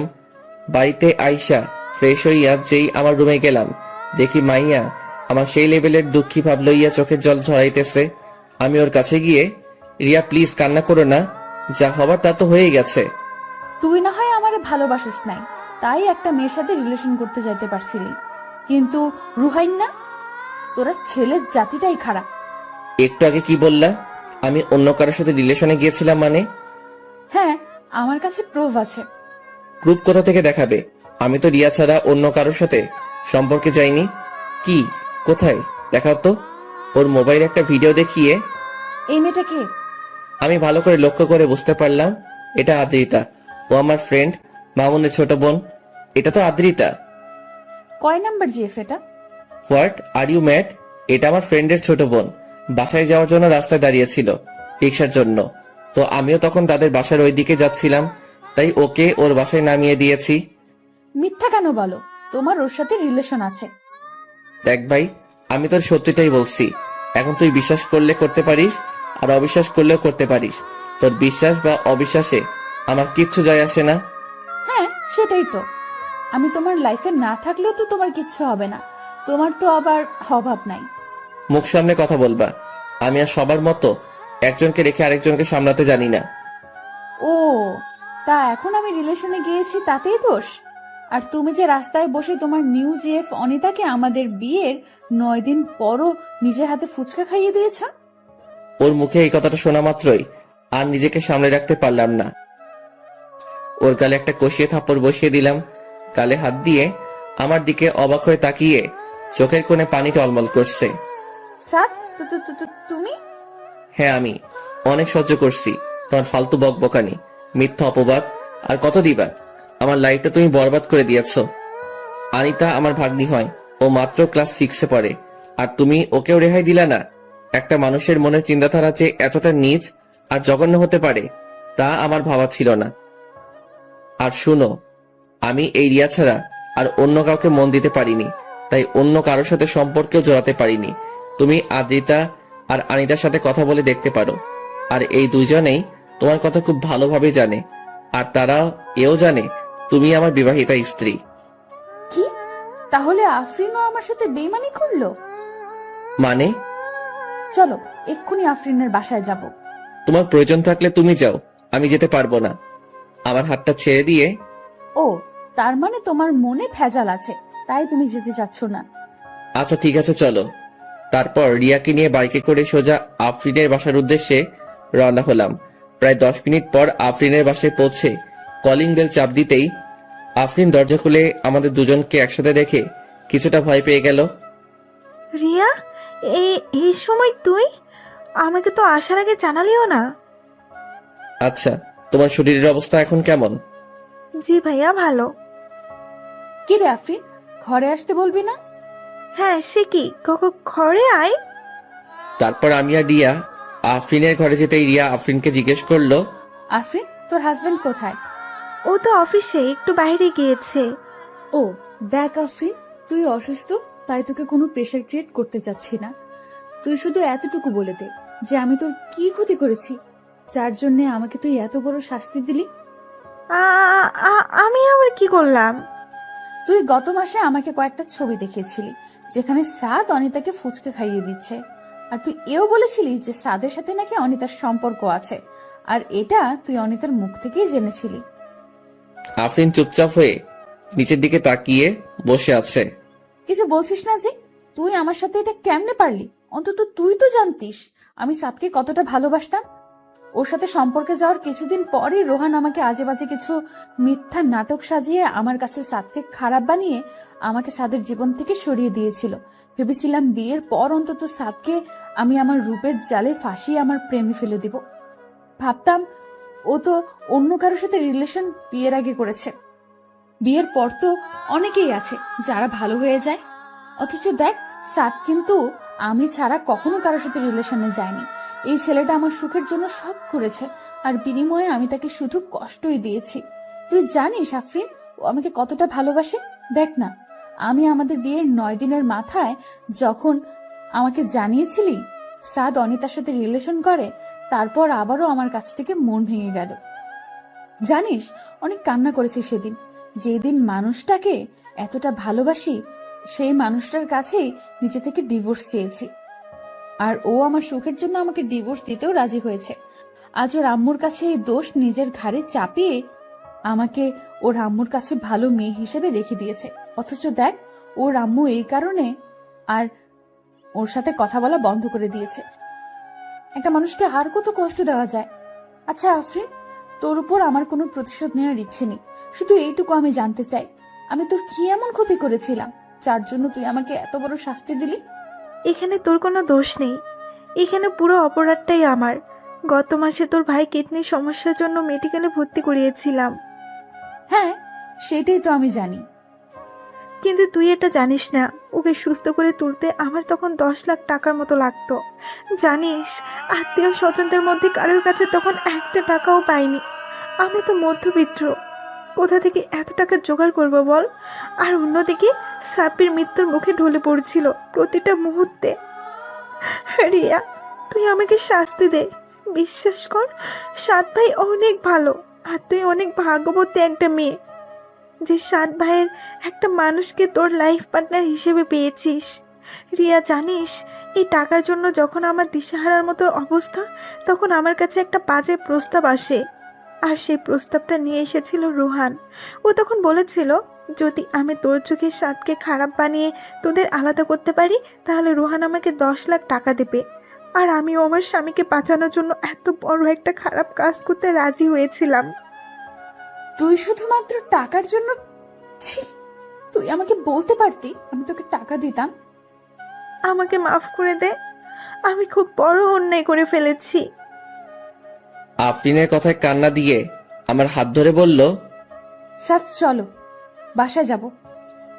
তারপর রিয়াকে নিয়ে বাসায় চলে আসলাম। রাতে বিছানায় শুয়ে আছি, এমন সময় রিয়া এসে আমার পা জড়িয়ে ধরে কান্না করতে করতে বলল, সাদ, আমার ভুল হয়ে গিয়েছে, আমাকে মাফ করে দাও। দেখো, যা হবার তা হয়ে গিয়েছে, এখন আর আমার কিছু করার নেই। ডিভোর্স পেপারটা হাতে আসলেই আমি সাইন করে তোমাকে মুক্তি দিয়ে দিব। সাদ, আমি তো ইচ্ছে করে কিছু করিনি, আর আমি তো তোমায় ভালোবাসি। দেখো, আমি তোমার কোনো কথা শুনতে চাই না, প্লিজ আমাকে আমার মতো থাকতে দাও। আচ্ছা, তুমি খাটে ঘুমিয়ে যাও, আমি নিচে ঘুমাবো। তারপর রিয়ার কথার কোনো উপেক্ষা না করেই আমি নিচে বিছানা করে শুয়ে পড়লাম। পরের দিন সকালে নাস্তা করে বাইরে বেরোতে যাব, ঠিক তখনই রিয়া আমার সামনে এসে আমাকে হঠাৎ করে জড়িয়ে ধরে হু হু করে কান্না করে দিল। এই কি হইছে? এমন বোকার মতো কান্না করতেছো কেন? প্লিজ আমায় ছেড়ে দিও না, আমি তোমায় অনেক ভালোবাসি। শুনো, একটা মানুষকে শুধুমাত্র ভালোবাসলেই হয় না, তার প্রতি বিশ্বাস আর ভরসাটাও রাখতে হয়, যেটা তোমার মধ্যে নেই। সাদ, আমি তোমায় অনেক বিশ্বাস করি। বিশ্বাস? তাও তুমি, এই আমাকে? How funny. শুনো, ভালোবাসার মানুষটা ভুল করলেও তাকে শুধরানোর একটা সুযোগ দিতে হয়, তার পাশে থেকে ওই ভুল পথ থেকে তাকে ফিরিয়ে আনতে হয়। আর তাতেও যদি সেই মানুষটার মধ্যে কোনো পরিবর্তন না ঘটে, তাহলে তাকে ছেড়ে দেওয়াটাই শ্রেয়। কিন্তু তুমি কি করছো? দেখো, আমাকে এবারের মতো মাফ করে দাও, আমি আর কখনো এমন ভুল করব না। মাফ? তাও তোমায়? কই, আমাকে তো তুমি মাফ করনি। আমি যে তোমায় বলেছিলাম আমার আম্মু হার্টের রোগী, আমার আম্মু এটা সইতে পারবে না। তুমি আমাকে ডিভোর্স দিও না, আমি তোমার সব কথাই শুনবো, তোমার কোনো প্রকার কষ্টের কারণ হব না। আমাকে তো তুমি একটা সুযোগও দাওনি। আচ্ছা, আমি তো কোনো ভুল করিনি, তাও তুমি আমার শাস্তি দিয়েছ। আচ্ছা, তুমি ফিরিয়ে দিতে পারবে আমার কষ্টের সেই রাতগুলো? ফিরিয়ে আনতে পারবে আমার আর আম্মুর সেই বন্ধু মোহন সম্পর্কটাকে? আমার আম্মুর চোখের জলের মূল্য তুমি রিয়া দিতে পারবে? আমার আম্মু তো কোনো ভুল করেনি, তোমাকে সে নিজের মেয়ের থেকেও বেশি ভালো আর ভরসা করত। আর সে মানুষটার চোখের পানিও তোমার হৃদয়টাকে নরম করতে পারেনি। আমাকে তুমি যে শাস্তি দেবে আমি মাথা পেতে নিব, তবুও আমাকে ছেড়ে দিও না প্লিজ। আই এম সরি, তোমার শাস্তি একটাই, তুমি আমার জীবন থেকে চলে যাও। কথাটা বলেই আমি আমার বাইরে চলে আসলাম। রুবেলকে আর হাবিবকে কল দিয়ে আড্ডাখানায় আসতে বলে আমিও আড্ডাখানায় চলে গেলাম। তারপর ওদের সাথে আড্ডা দিয়ে দুপুরের দিকে বাসায় ফিরে গোসল করে দুপুরের খাবার খেয়ে একটু বিশ্রাম নিচ্ছিলাম। তখনই খেয়াল করলাম রিয়া রুমে বসে নীরবে চোখে জল ফেলতেছে। হঠাৎ করে কেমন যেন একটু মায়া হলো। আমি উঠে তার কাছে গিয়ে বসলাম। তারপর ওকে বললাম, দেখো রিয়া, কান্না করলে আর এখন কোনো লাভ হবে না। এত সুন্দর চেহারাটা শুধু শুধু খারাপ করো না। আমি একদিকে কান্না করতেছি আর তুই মজা লস। আমি মজা লইলাম কই? আমি তো তোমাকে ভালো উপদেশ দিচ্ছি। দেখো, তোমার এই সুন্দর চেহারাটা নষ্ট হয়ে গেলে আর কেউই তোমার দিকে ফিরেও তাকাবে না। আর রোহানের মতো ছেলেরা তোমাকে পাওয়ার আকাঙ্ক্ষাও করবে না। তখন তোমার কি হবে? প্লিজ কান্না করো না। তুমি থাকো তোমার উপদেশ নিয়ে। কথাটা কইয়াই এক বদনা রাগ আমার দিকে ছুঁড়ে মাইরা আর এক বস্তা রাগ তাহার সাথে লইয়া ছাদের উদ্দেশ্যে ভাগা দিল। যা বাবা, বেশি কষ্ট দিয়ে ফেললাম না তো? নিশ্চয়ই এখন ছাদে গিয়ে ফুপিয়ে ফুপিয়ে কান্না করবে। থাক, কষ্ট পাক গিয়ে। সে কষ্ট পাইলে আমার কি? একটু কষ্ট করে বোঝুক। অন্য কাউকে কষ্ট দিলে তা সহ্য করতে তা কতটা কষ্ট হয়। তারপর আমিও হাত পা ছাইরা দিয়া সেই লেভেলের একটা ঘুম দিলাম। বিকেলের দিকে ঘুম ভাঙলো রুবেলের কলের রিংটং এর আওয়াজে। কিরে? কি রে বেটা, কই তুই? বাসায় ঘুমাইতেছি। তাড়াতাড়ি ঘুমটা পকেটে লয়ে আড্ডাখানায় আয়। আচ্ছা ভাই, মই আইতে আসি।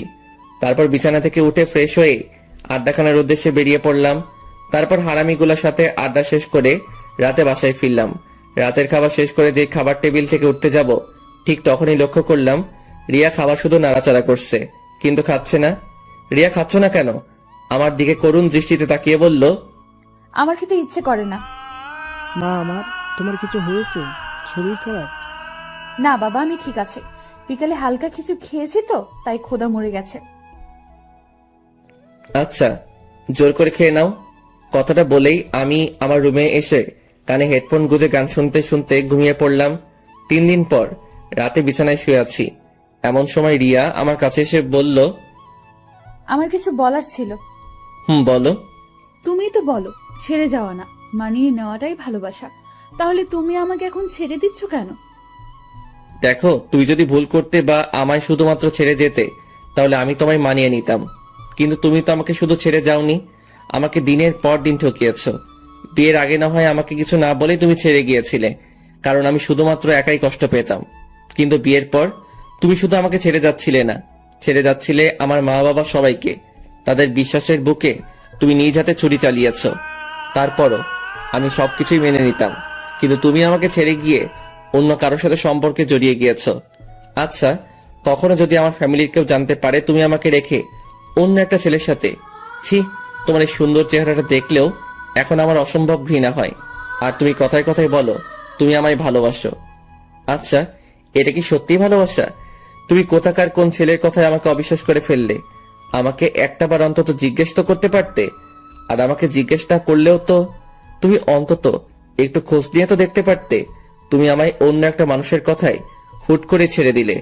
তা কাল যে অন্য কেউ এসে তোমাকে একটা বানিয়ে মিথ্যা প্রুফ দেখাইলো, আবার আমাকে ছেড়ে যাবা না, তার কোনো ভরসা তো নেই। আগে ভালোবাসার মানুষটাকে বিশ্বাস করতে শেখো, নয়তো জীবনে সবটুকু ভালোবাসা উজাড় করে দিলেও তুমি তার সাথে কখনোই সুখী হবা না। সুখটা হচ্ছে আমাদের নিজের রুচির আর বিলাসিতার উপর নির্ভর করে। যার রুচি আর বিলাসিতা যত কম, তার সুখ ততই বেশি। যাও, অনেক রাত হয়েছে, ঘুমিয়ে পড়ো। আচ্ছা, আমাকে কি কখনো তুমি মাফ করবে না? রিয়া, ঘুমাও গিয়ে, অনেক রাত হয়েছে। তার মানে আমাকে তুমি মাফ করবেই না? রিয়া প্লিজ, ডিস্টার্ব করো না তো, ঘুমাও প্লিজ। পরের দিন বিকেলের দিকে হারামিগুলোর সাথে আড্ডা দিতেছি। এমন সময় আম্মুর কল পেয়ে অনেকটাই চমকে উঠলাম। আম্মু আমার সাথে রিয়া আর আমার ডিভোর্সের কথাটা জানার পর আর আমার সাথে কথা বলেনি, আর আজ কল দিয়ে দিল।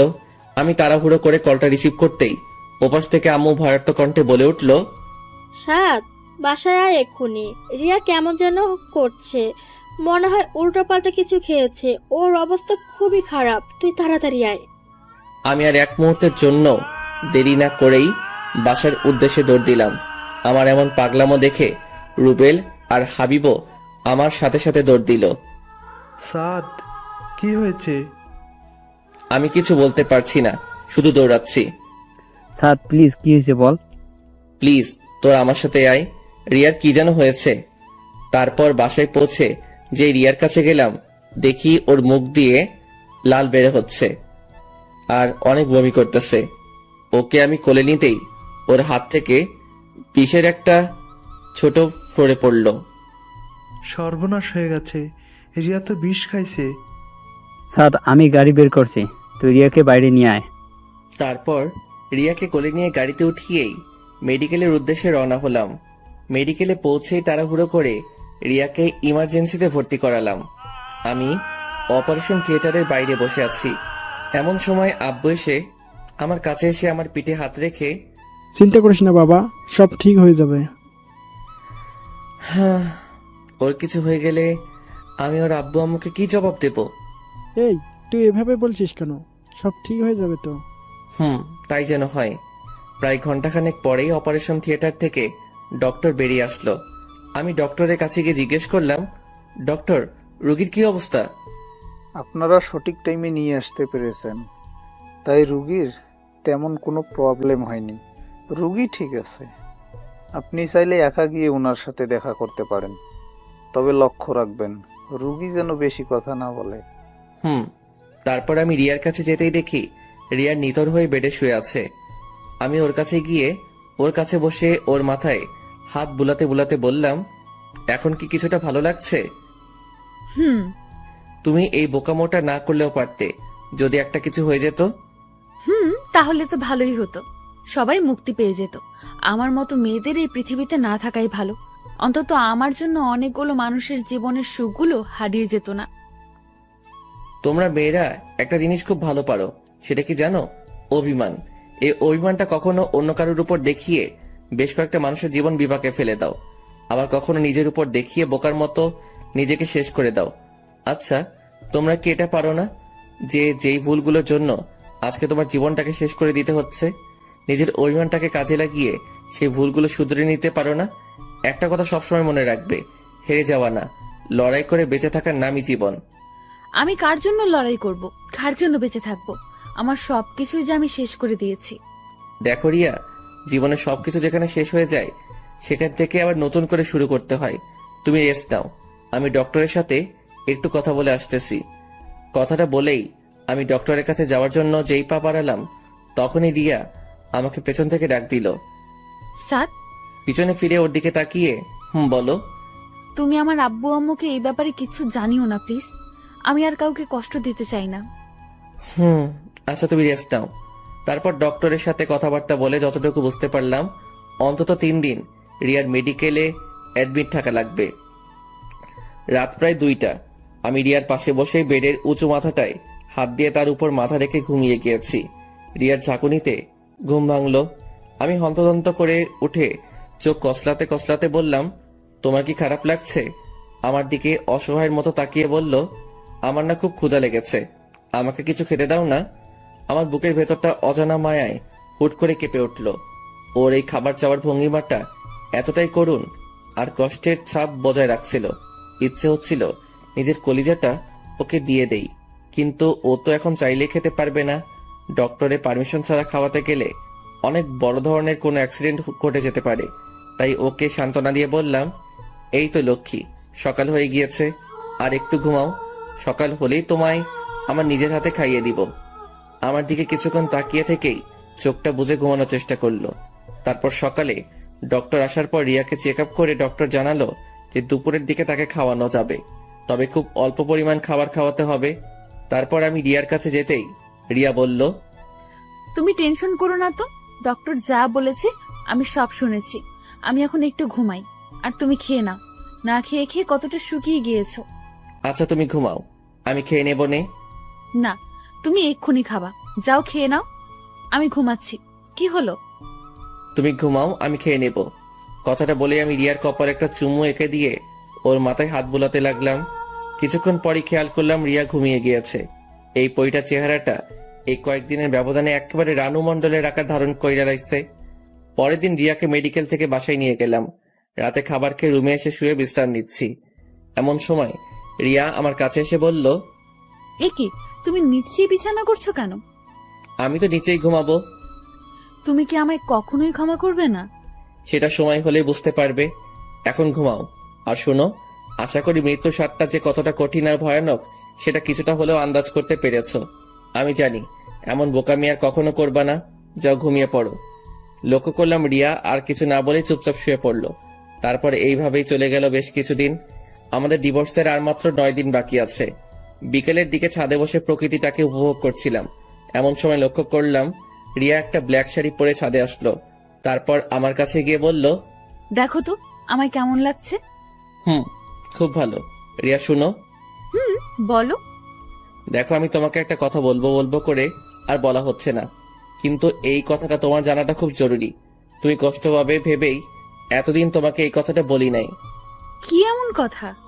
আসলে তুমি আর আমাকে পাবে না, কারণ এখন আমি অন্য কারো। তুমি যেদিন রোহানের সাথে মিট করতে গিয়েছিলে, আমি ওই দিনই তোমার সব কাহিনী জেনে গিয়েছিলাম। আর তারপরই আমার এক কলেজ ফ্রেন্ড রুহি আমার সব কথা কিভাবে যেন জানতে পারে। আর ও আমাকে কলেজের শুরু থেকেই নাকি পছন্দ করত, কিন্তু ভয় কখনো বলতেও পারে নাই।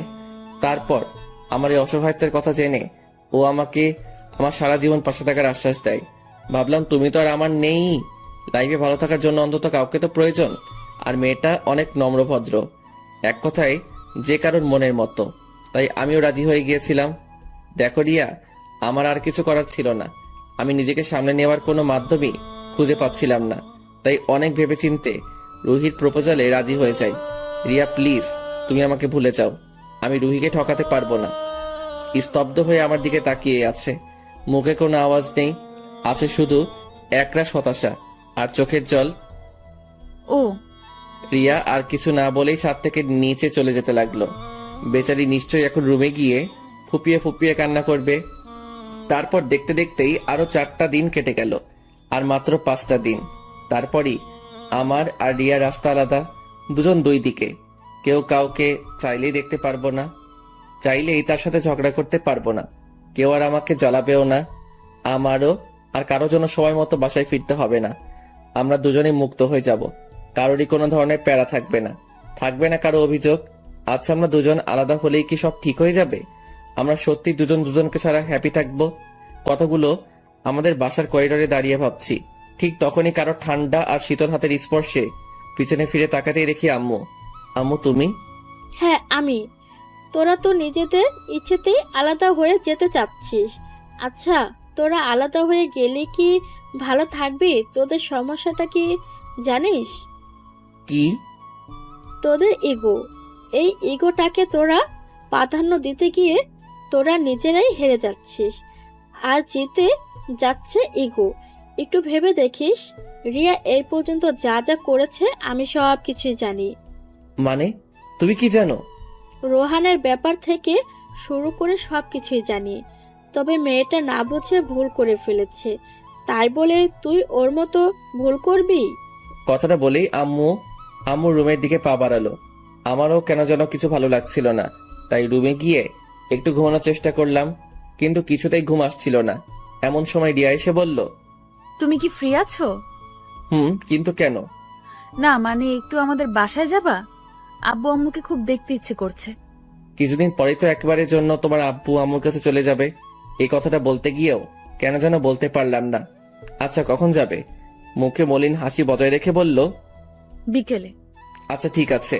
তারপর বিকেল হতেই রিয়াকে নিয়ে ওর বাসার উদ্দেশ্যে রওনা হলাম। গাড়িতে বসে আছি, এমন সময় রিয়া আমাকে বলে উঠল, সাত, এইটা হয়তো আমাদের বাসায় তোমার শেষ যাওয়া, তাই না? হয়তো। আচ্ছা, তোমার হাতটা একটু ধরতে পারি? আমি রিয়ার দিকে তাকাতেই দেখি ও কান্না করতেছে। ধরো। আর শুনো, এখন আর কান্না করে কোনো লাভ হবে না। নিজেকে সামলে নেওয়ার চেষ্টা করো। বিলিভ করো, আমি না অনেক ট্রাই করেছি, কিন্তু আমি কি করব, আমি যে পারছি না। সময় নাও, আস্তে আস্তে সব ঠিক হয়ে যাবে। কিছুক্ষণ পরেই আমরা আমাদের গন্তব্যে পৌঁছালাম, মানে আমার শ্বশুর বাড়িতে। তারপর শ্বশুর বাড়িতে যেই পা রাখলাম, আমার মহামান্য শ্বশুর মশাই আমাকে দেখিবা মাত্রই মুখে এক গাঁটটি হাসি বজায় রাখা আমার দিকে এগোতে এগোতে বলল, আরে আমার জামাই বাবা আসছে, তা এতদিন পর আমার কথা মনে পড়লো? আব্বাজান, আমার তো আপনার কথা প্রতি মুহূর্তেই মনে পড়ে, তাই তো আপনাকে দেখতে চলে এলাম। তা আব্বাজান, আপনি ভালো আছেন তো? বাবা, তুমি চলে আসছো না, এখন তো এমনিতেই ভালো থাকুন। যাও বাবা, ফ্রেশ হয়ে রুমে গিয়ে একটু বিশ্রাম করে নাও। তারপর শাশুড়ি আম্মার খোঁজ খবর নিয়েই ফ্রেশ হয়ে রুমে এসে বিশ্রাম নিচ্ছি। এমন সময় আমার শাশুড়ি আম্মা আয়শা আমার আব্বু আম্মু সহ আমার 14 গোষ্ঠীর খোঁজ খবর লইয়া আবারও আমার এই একা রুমে থইয়া আমার শাশুড়ি আম্মা ভাগা দিল। তারপর ঘন্টাখানেক শ্বশুর বাড়িতে কাটাইয়া আবারও রিয়ারে লইয়া আমাদের বাসার উদ্দেশ্যে রওনা হইলাম। পরের দিন আর মাত্র 2 দিন, এই 2টা দিনই আমি আর রিয়া একসাথে থাকতে পারবো। তারপরই সব শেষ। দুপুরের দিকে মোবাইলের কলের রিংটংটা বেজে উঠতেই দেখি রুবেলের কল। কি রে? সাদ, তুই এক্ষুনি একটু আমাদের আড্ডাখানায় আয় তো। এখন আসতে পারবো না, আমার ভালো লাগছে না। দোস্ত, খুব জরুরি দরকার, প্লিজ তুই আয়। কি যেন কিভাবে বলে দিলাম। আচ্ছা ঠিক আছে, আসতেছি। তারপর হাতে টি শার্টটা নিয়ে আড্ডাখানার উদ্দেশ্যে বেরিয়ে পড়লাম। ওখানে যেতেই দেখি রুবেলের সাথে রিয়ার আব্বু বসা। আমি রিয়ার আব্বুর কাছে গিয়েই, আব্বা আপনি এখানে, তো বাসায় চলেন। উনি দাঁড়িয়ে আমার কাঁধের উপর হাত দিয়ে একটা দীর্ঘশ্বাস ছাড়ে। না বাবা, বাসায় যাব না। তুমি অন্তত আমাকে জানাতে পারতে, তোমরা নিজেদের ইচ্ছা অনুযায়ী আলাদা হয়ে যাচ্ছ। আব্বা, আপনি এসব কেমনে জানলেন? কালকে রিয়াকে দেখে কেমন যেন মন মরা লাগছিল। পরে দেখলাম যে রিয়া ওয়াশরুমে গিয়ে কান্না করতেছে। আমার তখনই সন্দেহ হয় তোমাদের মধ্যে কিছু একটা হয়েছে। তারপর খোঁজ খবর নেওয়ার পর জানতে পারলাম তোমরা আলাদা হয়ে যাচ্ছ। আচ্ছা, তোমাদের সমস্যাটা ওটাও আমি জানতে চাই না, শুধু আমার কষ্টটা এখানেই তোমরা আমাদের কিছু না জানিয়েই। দেখো বাবা, আমি জানি আমার মেয়ের সাথে কেউই সুখী হতে পারবে না, কিন্তু তোমাকে দেখে আমি ভরসা পেয়েছিলাম অন্তত তুমি আমার মেয়েকে বুঝতে পারবা, তাকে কখনো ছেড়ে যাবে না। আচ্ছা, আমার একটা তাড়া আছে, আমি যাচ্ছি। আব্বা শুনেন, রিয়ার আব্বু আমার কথায় কান্না দিয়ে গাড়িতে উঠে উনার মতো উনি চলে গেল। আমিও কোনো কিছু ভাবতে পারছি না কি থেকে কি হয়ে গেল।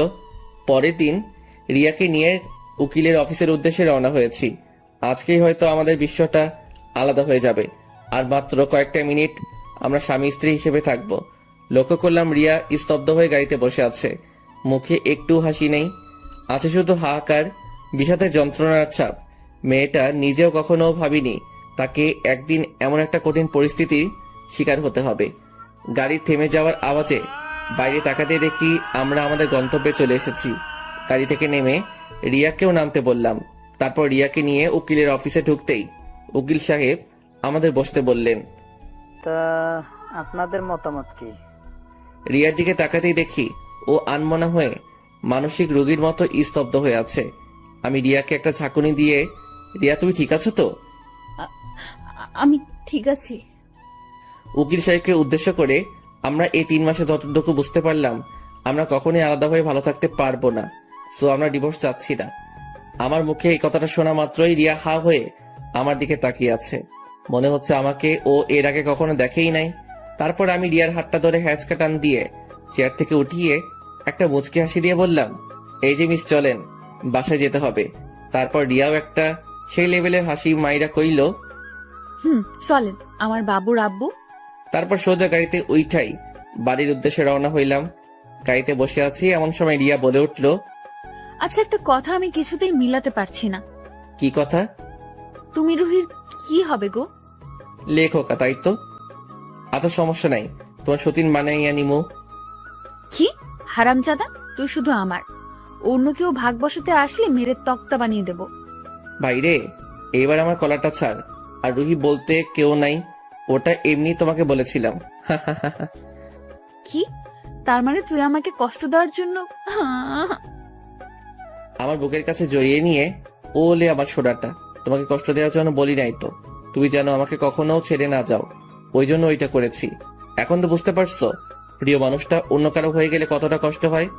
I am really sorry. এই লক্ষ্মী, সরি বলা লাগবে না।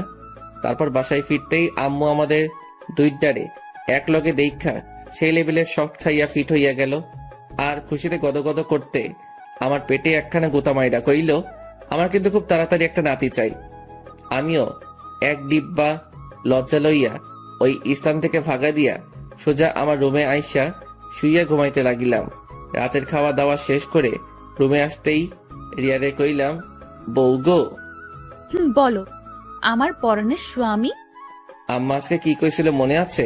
উনাকে ডাকে একটা নাতি আয়না দিতে হইব। যা, তোমার লজ্জা শরম নাই।